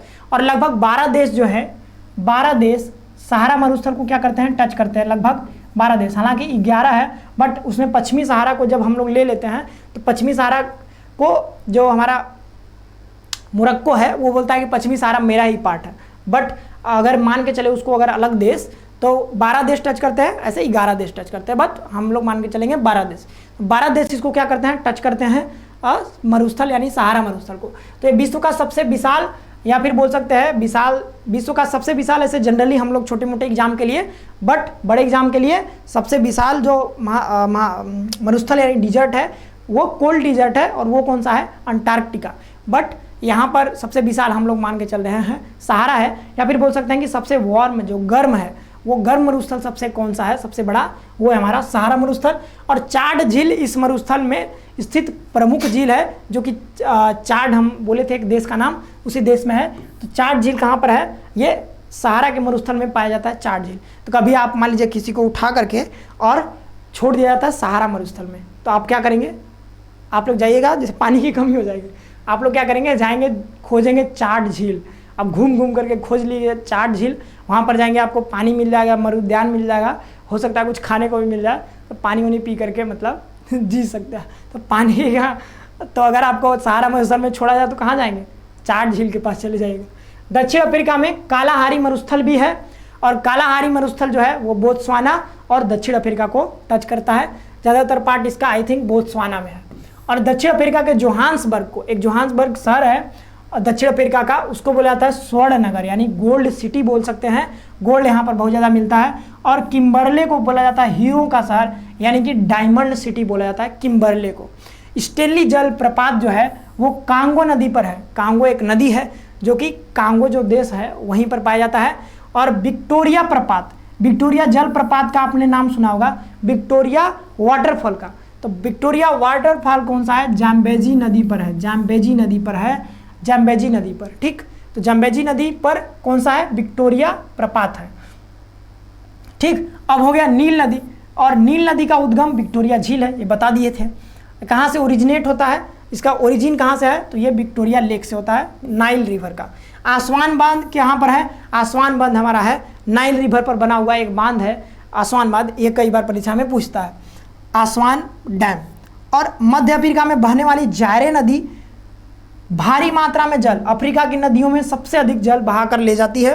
यानी कि इसका जो अगर बात करें तो इसमें पानी बहुत ज़्यादा है, मतलब अफ्रीका में जितनी भी नदियां हैं उसमें सबसे ज़्यादा पानी की मात्रा किस में है, ये हमारा जायरे नदी में है। कौन सा, जायरे रिवर में। अटलांटिक महासागर में ले जा करके मतलब इसका जो मुहाना है, मुहाना जहाँ पर पानी को छोड़ देता है, जहाँ, ठीक है, जहाँ पर जा कर के नदियाँ महासागर से यानी ओशन से मिलती हैं तो उसको मुहाना बोलते हैं। तो बहा करके ये, इसका मुहाना कहाँ पर है, अटलांटिक महासागर में। इसके अंतिम भाग में कांगो नाम से भी जाना था, इसके अंतिम भाग में कांगो नाम से भी जाना जाता है, जायरे नदी, ठीक है। तो इसको कांगो नदी के नाम से जाना जाता है, इस सब काट दीजिएगा, ठीक है। तो इसको कांगो नदी भी बोलते थे। सीधा सीधा यहाँ पर क्या कि ये जो जायरे नदी है, और इसको क्या बोलते थे पहले, कांगो नदी भी बोलते थे, मतलब जायरे नदी को ही कांगो रिवर भी बोलते हैं, ठीक, इतना ध्यान रखिएगा। जायरे नदी को ही क्या बोलते हैं, कांगो रिवर यानी कांगो नदी भी बोलते हैं। जाम्बिया में जेम्बेजी नदी जो है पर निर्मित करीबा बांध, ये जो जेम्बेजी नदी है वो कहाँ है, जाम्बिया में, और ये निर्मित, इसमें एक बांध निर्मित है, उसका नाम क्या है, करीबा बांध। ये पूछता है सवाल में कभी कभी, करीबा बांध कहाँ पर है और किस नदी पर है, तो ये जेम्बेजी नदी पर है करीबा बांध। अफ्रीका में सबसे अधिक जल विद्युत पैदा करती है, पैदा होता है कहाँ से, तो सबसे अधिक जल विद्युत यानी हाइड्रो इलेक्ट्रिसिटी कहाँ से पैदा होता है, तो ये करीबा बांध पर जो हमारा हाइड्रो इलेक्ट्रिसिटी बनाने का जो प्रोसेस यहाँ पर बांध बना गया है, तो वहाँ से जो बिजली पैदा होती है वो अफ्रीका में सबसे ज़्यादा बिजली पैदा यहीं से होता है, ये जल विद्युत पैदा की जाती है सबसे ज़्यादा। और नील नदी पर बसा सबसे बड़ा शहर काहिरा है, यह भी कई बार पूछा जा चुका है कि नील नदी पर बसा सबसे बड़ा शहर, नील नदी के किनारे बसा शहर, सबसे बड़ा शहर कौन सा है, ये काहिरा है। और हॉर्न ऑफ अफ्रीका में बता दिए थे हम कि सोमालिया, जिबूती, इरित्रिया और इथोपिया आते हैं, 4 देश आते हैं, ठीक। सारी चीज़ें हैं और ये सारी चीज़ें इंग्लिश में भी लिखी होंगी तो हमको दिक्कत नहीं होगा। It is also known as Congo in its last part, तो लास्ट पार्ट नहीं है, लास्ट पार्ट का मतलब यहाँ पर थोड़ा गलत हो गया होगा टाइपिंग मिस्टेक में। पहले इसको मतलब formerly it is also known as Congo river, ठीक, पहले इसको कांगो रिवर के नाम से भी जाना जाता था। तो ये सारी चीज़ें जो है वो इंग्लिश हिंदी दोनों में, पहले हिंदी में लिखा हुआ था, अब इंग्लिश में लिखा हुआ है। सिटी ऑफ गोल्ड बोला जाता है किसको, जोहान्सबर्ग को। सिटी ऑफ डायमंड बोला जाता है किम्बरले को। तो ये सारी चीज़ें वही चीज़ें हैं, कोई कुछ अंतर नहीं है इसमें। नेक्स्ट, अब आ गया नॉर्थ अमेरिका यानी कि उत्तरी अमेरिका। तो नॉर्थ अमेरिका के बारे में हम लोग भी जानेंगे, कुछ बहुत सारी चीज़ें हैं जो कि सवाल में पूछी जा सकती हैं। अब नॉर्थ अमेरिका जो है, तो उत्तरी अमेरिका जो है वो विश्व का तीसरा बड़ा महाद्वीप है, विश्व का तीसरा बड़ा महाद्वीप है। और यह विश्व के लगभग कितने प्रतिशत भाग पर फैला हुआ है जरूरी नहीं है। इसमें सबसे बड़ा देश कौन सा है, कनाडा आता है। और सबसे ऊंचा पर्वत इसका है माउंट मैकिनले, ये आधा न रहेगा, ठीक है, माउंट मैकिनले जो कि अलास्का में है। और ये एक सक्रिय ज्वालामुखी है। माउंट मैकिनले एक सक्रिय ज्वालामुखी है और ये सबसे ऊंचा पर्वत शिखर भी है किसका, उत्तरी अमेरिका का, जो कि अलास्का में है। अलास्का किसका पार्ट पहले ही बताया है, अमेरिका का। अमेरिका की खोज को किया था, 2 बार लिखा गया। तो अमेरिका की खोज किया था, ये आपको भी पता होगा कि 1492 ईस्वी में कोलंबस द्वारा ये डिस्कवर किया गया था, इसलिए इसको क्या कहा जाता है, नई दुनिया यानी कि न्यू वर्ल्ड भी इसको बोला जाता है। और उत्तरी अमेरिका का नाम अमेरिगो वेस्पुसी नामक साहसी यात्री के नाम पर इसका नाम अमेरिका पड़ा था। तो जाहिर सी बात है कि आपको मतलब सब क्या है, याद करने वाली चीज़ें हैं, कुछ समझने लायक नहीं है, इसलिए हम कुछ ज़्यादा समझा नहीं रहे हैं। और वही चीज़ यहाँ पर हिंदी में भी लिखा, इंग्लिश में भी लिखा हुआ है। अब देखिए पनामा नहर जो है, ये भी चीज़ बता दी है कि पनामा नहर उत्तरी अमेरिका और दक्षिणी अमेरिका को क्या करता है, अलग करता है। और अटलांटिक ओशन इधर हमारा, इधर मतलब इधर क्या हो जाएगा अटलांटिक ओशन, फिर इधर मतलब कि ईस्ट में और वेस्ट में हमारा प्रशांत महासागर, तो दोनों को क्या करता है, ये जोड़ता है। तो ये आगे चलते हैं। अब आगे हम लोग आ गए हैं अब दक्षिण अमेरिका पर। तो दक्षिण अमेरिका पर भी क्या है, कुछ समझने वाला तो है नहीं, इसमें भी आपको याद ही करना है। दक्षिणी अमेरिका संसार का चौथा बड़ा महाद्वीप है। इसका क्षेत्रफल विश्व के क्षेत्रफल का याद करने की जरूरत नहीं है, हमको भी नहीं याद है, ठीक है, याद नहीं करना है इसको। सबसे बड़ा देश जो है इसका ब्राज़ील है। आप देखेंगे ब्राज़ील जो है सबको टच करता है, जितने भी दक्षिण अफ्रीका में जो देश हैं सबको क्या करता है, टच करता है। बस 2 देश हैं, एक इक्वाडोर है और एक का नाम चिली है। तो चिली और इक्वाडोर को दोनों को टच नहीं करता, बाद बाकी सभी देश को टच करता है। और इसमें जैसे हमारा कोलंबिया, वेनेजुएला और गुयाना, फ्रेंच गुयाना, सूरीनाम और ब्राज़ील आता है, और Uruguay, Paraguay, Ecuador, Peru, Bolivia और चिली, अर्जेंटीना, ये सारे देश इसमें आते हैं। और सबसे बड़ा देश जो है ब्राज़ील है। और सबसे लंबी नदी अमेजन है, सबसे लंबी भी है और ये विश्व की सबसे बड़ी नदी है, द लार्जेस्ट रिवर, ठीक है, सबसे बड़ी नदी। विश्व की सबसे बड़ी नदी कौन सी है, तो अमेजन है। कौन सा है, अमेजन नदी। कई बार पूछता है, आप लोग कंफ्यूज हो जाते हैं कि सबसे बड़ी कौन सी है और सबसे लंबी कौन सी है। तो सबसे लंबी नील थी और सबसे बड़ी कौन सी है, वो अमेजन रिवर है। और ये अगर बात करें सिर्फ दक्षिण अमेरिका के सेंस में, तो दक्षिण अमेरिका के सेंस में ये सबसे लंबी नदी है। विश्व की सबसे लंबी नदी नहीं है, ये साउथ अमेरिका की सबसे लंबी नदी है। सबसे longest river of south America है ये अमेजन। और सबसे ऊंचा पर्वत शिखर की बात करें तो माउंट एकांकागुआ है, माउंट एकांकागुआ।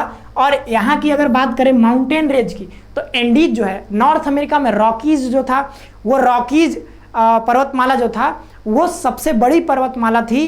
कहाँ की, नॉर्थ अमेरिका की, रॉकीज। आप नोट कर लीजिएगा, नॉर्थ अमेरिका की जो सबसे बड़ी पर्वतमाला है, यानी कि the longest mountain range of north America is Rockies, Rocky. और रॉकी से याद आ गया केजीएफ का, रॉकी द मॉन्स्टर। और अगर बात करें हम लोग साउथ अमेरिका की, तो साउथ अमेरिका की सबसे लंबी जो हमारा पर्वत श्रृंखला है यानी कि माउंटेन रेंज है, उसका नाम क्या है, एंडीज। और इसी एंडीज पर्वतमाला पर ही ये एकांकागुआ, माउंट एकांकागुआ है, सबसे ऊंचा शिखर है। सबसे ऊंचा शिखर जैसे माउंट एवरेस्ट है शिखर, उसी तरीके से ये माउंट एकांकागुआ साउथ अमेरिका की सबसे ऊंची शिखर है। और ये शिखर कहाँ पर है, एंडीज पर्वतमाला यानी एंडीज माउंटेन रेंज पर है, ठीक। और ये एंडीज पर्वतमाला जो है ये साउथ अमेरिका की सबसे लंबी पर्वतमाला तो है ही, ये वर्ल्ड की यानी ओवरऑल जो है पूरे विश्व की सबसे लंबी पर्वतमाला भी है ये एंडीज पर्वतमाला। तो ये सारी चीज़ें, इसे पक्षियों का महाद्वीप भी कहा जाता है क्योंकि यहाँ पर बहुत ज़्यादा जंगल है। अमेजन फॉरेस्ट जो है वो है हमारा अमेजन रेन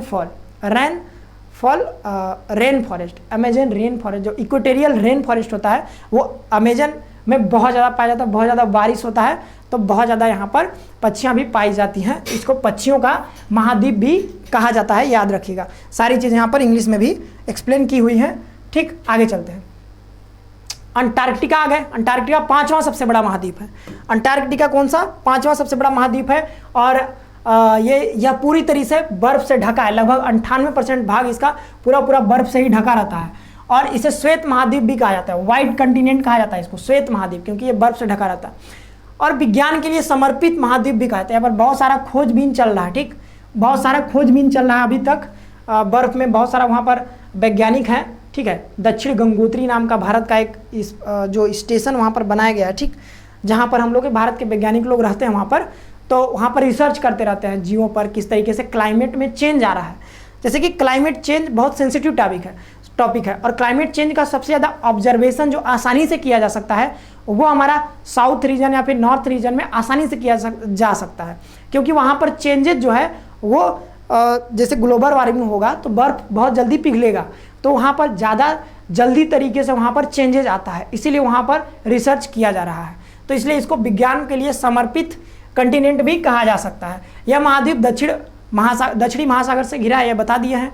शीत ऋतु और ग्रीष्म ऋतु में, यानी कि शीत ऋतु की बात करें तो इसको क्या बोलते हैं, शीत मतलब विंटर सीजन और ग्रीष्म मतलब कि समर सीजन जो अभी चल रहा है। तो इसका अलग अलग आकार होने के कारण यानी कि इसका साइज जो है वो चेंज होता रहता है, इसलिए इसको गतिशील यानी कि मूविंग कंटिनेंट भी बोलते हैं, गतिशील महाद्वीप। क्यों? क्योंकि गर्मी रहेगा तो बर्फ़ पिघलेगा और बर्फ़ पिघलेगा तो क्या होगा, मतलब उसका आकार घटेगा और ठंडी में क्या होगा, आकार बढ़ जाएगा, इसलिए इसको गतिशील महाद्वीप भी कहा जाता है। माउंट एरब्रूस मतलब यहाँ पर रहेगा र, बट कोई दिक्कत नहीं है। माउंट एरब्रूस जो है अंटार्कटिका का एकमात्र सक्रिय ज्वालामुखी है। ये सारी चीज़ें यहाँ पर हिंदी में भी लिखी हुई हैं, सॉरी इंग्लिश में भी लिखी हुई हैं। ये इसका आप लोग नोट कर लीजिएगा इंग्लिश वाला। यूरोप में चलते हैं आप लोग, यूरोप में थोड़ा जंप मारते हैं, यूरोप के बारे में थोड़ा सा पढ़ते हैं। यूरोप के बारे में, तो यूरोप एक प्रायद्वीपीय महाद्वीप है। प्रायद्वीपीय मतलब, प्रायद्वीप का मतलब पेनिनसुला। पेनिनसुला का क्या मतलब होता है कि अगर कोई वाटर बॉडी है 3 ओर से जल से घिरा हुआ है तो उसको क्या बोलेंगे, प्रायद्वीप यानी कि पेनिनसुला। तो यह एक पेनिनसुलर महाद्वीप यानी कि कंटिनेंट है, क्योंकि ये 3 ओर से, जैसे कि ये घिरा हुआ है किससे, हमारा घिरा हुआ है ये ऊपर आर्कटिक महासागर से, नीचे की इधर बात करें अटलांटिक ओशन से और इधर भूमध्य सागर से। तो ये 3 ओर से घिरा हुआ है, इसलिए इसको बोला जाता है क्या, प्रायद्वीपीय महाद्वीप बोला जाता है। और यह विश्व का सर्वाधिक नगरीकृत महाद्वीप है, यानी कि सबसे ज़्यादा अर्बनाइज्ड कंटिनेंट है। यहाँ पर बहुत ज़्यादा अर्बन एरिया ही पाए जाते हैं, यहाँ पर ग्रामीण क्षेत्र बहुत कम होता है। यूरोप का सर्वोच्च शिखर जो है वो एल्ब्रूज है, जो कि रूस में पाया जाता है, एल्ब्रूज है जो कि रूस में है। और आल्प्स की सबसे ऊंची चोटी का नाम क्या है, माउंट ब्लैक, जो कि फ्रांस में है। तो आल्प्स एक क्या है, पर्वत श्रेणी है, यानी कि माउंटेन रेंज है, जो कि फ्रांस में है। कौन सा, आल्प्स पर्वतमाला। और इसका सबसे ऊंची चोटी का नाम है माउंट ब्लैक। बट ओवरऑल अगर पूरे यूरोप की बात करें कि यूरोप की सबसे ऊंची चोटी का क्या नाम है, तो वो कौन सा है, एल्ब्रूज, यानी कि माउंट एल्ब्रूज। ठीक, ये हो गया, ये रूस में है। और पेरिस जो है, पेरिस एक फ्रांस की राजधानी है, एक सिटी है, और इसको सीन नदी के किनारे बसा हुआ है, सीन नदी के तट पर। इसे फैशन की नगरी कहा जाता है, सिटी ऑफ फैशन बोला जाता है, इसको फैशन की नगरी बोला जाता है। यूक्रेन में बहुत ज़्यादा गेहूँ होता है, यूक्रेन में क्या होता है, बहुत ज़्यादा गेहूँ होता है, और वहाँ पर एक घास का मैदान भी है, उसको आप सर्च कर लीजिएगा क्या नाम है उसका, हालांकि हम बता देंगे बाद में, अभी पढ़ाएंगे तब घास वाला टॉपिक। तो अन्न का भंडार इसको बोला जाता है, या फिर रोटी का डलिया भी बोला जाता है। रोटी का क्या बोला जाता है, bread basket of the world. विश्व का रोटी का डलिया कौन सा है, तो वो है हमारा यूक्रेन है। कौन सा, यूक्रेन। अभी यूक्रेन रसिया क्राइसिस भी चल रहा है, तो गेहूं के जो एक्सपोर्ट है उसमें क्या हो गया है, कमी आ गया। विश्व में बहुत बड़ा क्राइसिस आने वाला है गेहूं का, यानी कि अन्न का अगर क्राइसिस आने वाला है तो उसको पूरा कर सकता है भारत। भारत क्या करेगा, यहाँ पर जितना भी गेहूं है तो सब बेच बाच करके पूरा एक्सपोर्ट करेगा, मस्त पैसा कमाएंगे। रूस यूरोप का क्या है, सबसे बड़ा देश है। रूस क्या है, यूरोप का सबसे बड़ा देश है। फिनलैंड को झीलों की देश कहा जाता है, क्योंकि बहुत सारा यहाँ पर झील पाया जाता है। 1000 लेक्स ऑफ, झीलों का देश मतलब कंट्री ऑफ लेक्स। एक और है 1000 लेक्स, लैंड ऑफ 1000 लेक्स, हजारों झीलों की भूमि, हजारों झीलों की देश, इसी को साथ फिनलैंड को ही कहा जाता है, क्योंकि वहाँ पर बहुत सारा झील है। इटली को यूरोप का भारत कहा जाता है, क्योंकि ये यूरोप भी भारत की तरह एक कृषि प्रधान देश है, इसलिए इसको इटली को यूरोप का भारत कहा जाता है। यानी कि इंडिया ऑफ यूरोप किसे बोला जाता है, इटली को। गल्फ स्ट्रीम की जलधारा को यूरोप का गर्म कंबल के उपनाम से जाना जाता है। किसको, गल्फ स्ट्रीम की जलधारा, क्योंकि गल्फ स्ट्रीम की जब जलधारा जाती है यूरोप की साइड, तो वहाँ पर जैसे कि गल्फ स्ट्रीम की जलधारा इक्वेटोरियल रीजन से जाती है, तो वहाँ पर जा करके क्या करती है, गर्मी फैला देती है। तो जो ठंडी होता है उसको क्या कर देता है, कम कर देता है, इसलिए इसको यूरोप का गर्म कंबल कहा जाता है। यूरोप का खेल का मैदान स्विट्जरलैंड में ही वाटरलू की लड़ाई हुई थी 1815 ईस्वी में। ठीक, तो इसीलिए वहाँ पर बहुत सारा, जैसे पानीपत इंडिया में पानीपत, उसी तरीके से वाटरलू का मैदान है जो कि स्विट्जरलैंड में ही है, वहाँ पर बहुत सारा लड़ाइयाँ लड़ी गई थी, इसलिए इसको बोला जाता है यूरोप का खेल का मैदान, इसको बोला जाता है। इटली की गंगा पो नदी को बोली जाती है, इटली की गंगा पो नदी को बोली जाती है। सारी चीज़ें इंग्लिश में भी हैं, ठीक, इसको आप नोट कर लीजिएगा, अपना नोट्स बनाने में आप इसका हेल्प ले सकते हैं। आगे चलते हैं, ऑस्ट्रेलिया में चलते हैं। तो ऑस्ट्रेलिया पहुंच चुके हैं, ये लास्ट टॉपिक है हमारा आज का। अब देखिए, ऑस्ट्रेलिया जो है विश्व की सबसे छोटा महाद्वीप है, सबसे छोटा बताए थे आपको, जो दक्षिणी गोलार्ध में स्थित है, और मकर वृत्त इससे, यानी मकर जो है हमारा ट्रॉपिक ऑफ कैप्रिकॉन, ये पास होता है इससे, यानी कि इसके मध्य से गुजरता है। और इसे द्वीपीय महाद्वीप यानी कि क्या बोला जाता है, आइसलैंड कंटिनेंट, आइलैंड कंटिनेंट इसको बोला जाता है, आइलैंड कंटिनेंट, आइसलैंड नहीं, IS लिखा होता था, कभी कभी आइसलैंड भी बोल देते हैं, पहले हम इसको आइसलैंड ही पढ़ते थे, बट बाद में पता चलता है कि एस साइलेंट होता है, तो आइलैंड, ठीक है। तो द्वीपीय महाद्वीप भी कहते हैं इसको, यानी कि आइलैंड कंटिनेंट किसको बोला जाता है, ऑस्ट्रेलिया को, क्योंकि ये आइलैंड है तो इसको आइलैंड कंटिनेंट बोल देता है। ऑस्ट्रेलिया की प्रमुख पर्वत श्रृंखला जो है वो कौन सी है, ग्रेट डिवाइडिंग रेंज, कौन सी है, ग्रेट डिवाइडिंग रेंज। इस पर्वत श्रेणी और महाद्वीप का सर्वोच्च शिखर कौन सा है, कोस-यूस्को है। तो जो ये माउंट जो शिखर है, ये एक पॉइंट होता है, मतलब किसी भी पर्वतमाला का सबसे ऊंचा जो पॉइंट होगा उसको शिखर बोला जाता है, यानी कि उसको क्या बोला जाएगा, माउंट, जैसे कि सबसे ऊंचा पर्वत की बात करते हैं तो जैसे सबसे ऊंचा बिंदु जो होगा उसको बोला जाता है शिखर। शिखर का इंग्लिश नहीं आ रहा अभी हमको, ठीक है, टॉप, हाँ टॉप, तो टॉप बोल सकते हैं। तो टॉप, सबसे टॉप वाला जो पॉइंट होगा उसको क्या बोलेंगे, कोस-यूस्को। कोस-यूस्को क्या है, सबसे ऊंचा जो है पर्वत शिखर है वो कौन सा है, कोस-यूस्को। और ये कोस-यूस्को स्थित किस पे है, तो ग्रेट डिवाइडिंग रेंज पर। ये एक ग्रेट डिवाइडिंग रेंज क्या है, ये एक माउंटेन रेंज है। माउंटेन रेंज क्या होता है, कई सारे पर्वतों की एक क्या चेन पाई जाती है, मतलब ऐसे जुड़े होते हैं कई सारे पहाड़ ऐसे, तो इसको माउंटेन रेंज बोला जाता है। अब ऑस्ट्रेलिया विश्व विख्यात सोने की खाने हैं ऑस्ट्रेलिया में, एक है काल गुरली और एक है हमारा कूल गार्डी, दो यहाँ पर सोने की खाने पाई जाती हैं। उत्तर पूर्वी तट के साथ समुद्र में प्रवाल भित्ति है जिसे ग्रेट बैरियर रीफ कहते हैं, बता दिए हैं। और इसे प्यासी भूमि का देश कहते हैं क्योंकि यहाँ पर पानी, मतलब कई सारा जो एरिया वहाँ पर पानी नहीं बरसता है, तो वहाँ पर बहुत सारा मतलब पानी की कमी हो जाती है, इसलिए उसको प्यासी भूमि का देश भी बोला जाता है। और ये कंगारुओं का भी देश बोला जाता है ऑस्ट्रेलिया को। तो इस तरीके से ये हमारा ऑस्ट्रेलिया महाद्वीप हो गया। तो यहाँ पर सारी चीज़ें जो है, the highest peak of this, हाँ पीक बोला जाता है, टॉप या पीक बोल सकते हैं, mountain range and continents is क्या, कोस-यूस्को। तो ये सारी चीज़ें हैं, इंग्लिश में भी है। तो कंट्री ऑफ थर्स्टी लैंड, ये सारी चीज़ें जो है हमारा ये ऑस्ट्रेलिया के बारे में था। एक चीज़ यहाँ पर जो छूट रहा है हमसे, वो एक चीज़ हम और आपको बता देते हैं, जो माउंटेन रेंज होता है, तो माउंटेन रेंज को अगर क्रम में हम लोग अगर करेंगे तो सबसे पहले क्या आएगा, हमारा एंडीज आएगा। एंडीज क्या होगा, सबसे बड़ा माउंटेन रेंज यानी पर्वतमाला। इसके बाद हमारा आ जाएगा रॉकी, इसके बाद आ जाएगा हमारा हिमालय। तो अगर आप तीन का क्रम याद रखेंगे, ठीक, तीन का क्रम याद रखेंगे तो आपका एग्जाम में दिक्कत नहीं होगा। ये माउंटेन रेंज है, क्या है, माउंटेन रेंज, यानी कि पर्वतमालाओं का क्या है, क्रम है। एंडीज है, फिर रॉकी है, फिर हिमालय है। तो ये सारी चीज़ें जो थी ये इसमें मतलब आपको बहुत ज़्यादा याद करना पड़ सकता है, क्योंकि बहुत ज़्यादा इसमें बार बार रिवाइज करिएगा, बहुत सारा क्या था इसमें फैक्ट था, तो इसमें आपको समझने वाली उतनी चीज़ें नहीं थी। आगे वाले लेक्चर में हम लोग पढ़ेंगे महासागरीय जल धाराओं के बारे में, एल नीना, ला नीना, ज्वार भाटा के बारे में। तो कोशिश करते हैं हम लोग जल्दी ख़त्म करने की कोर्स को, क्योंकि हम लोग को हो सकता है ह्यूमन ज्योग्राफी का भी पार्ट पढ़ना है आगे, तो अब हम लोग जल्दी जल्दी से इसको कवर करेंगे। तो मिलते हैं नेक्स्ट वीडियो में, तब तक के लिए आप लोग खुश रहिए, पढ़ते रहिए, धन्यवाद।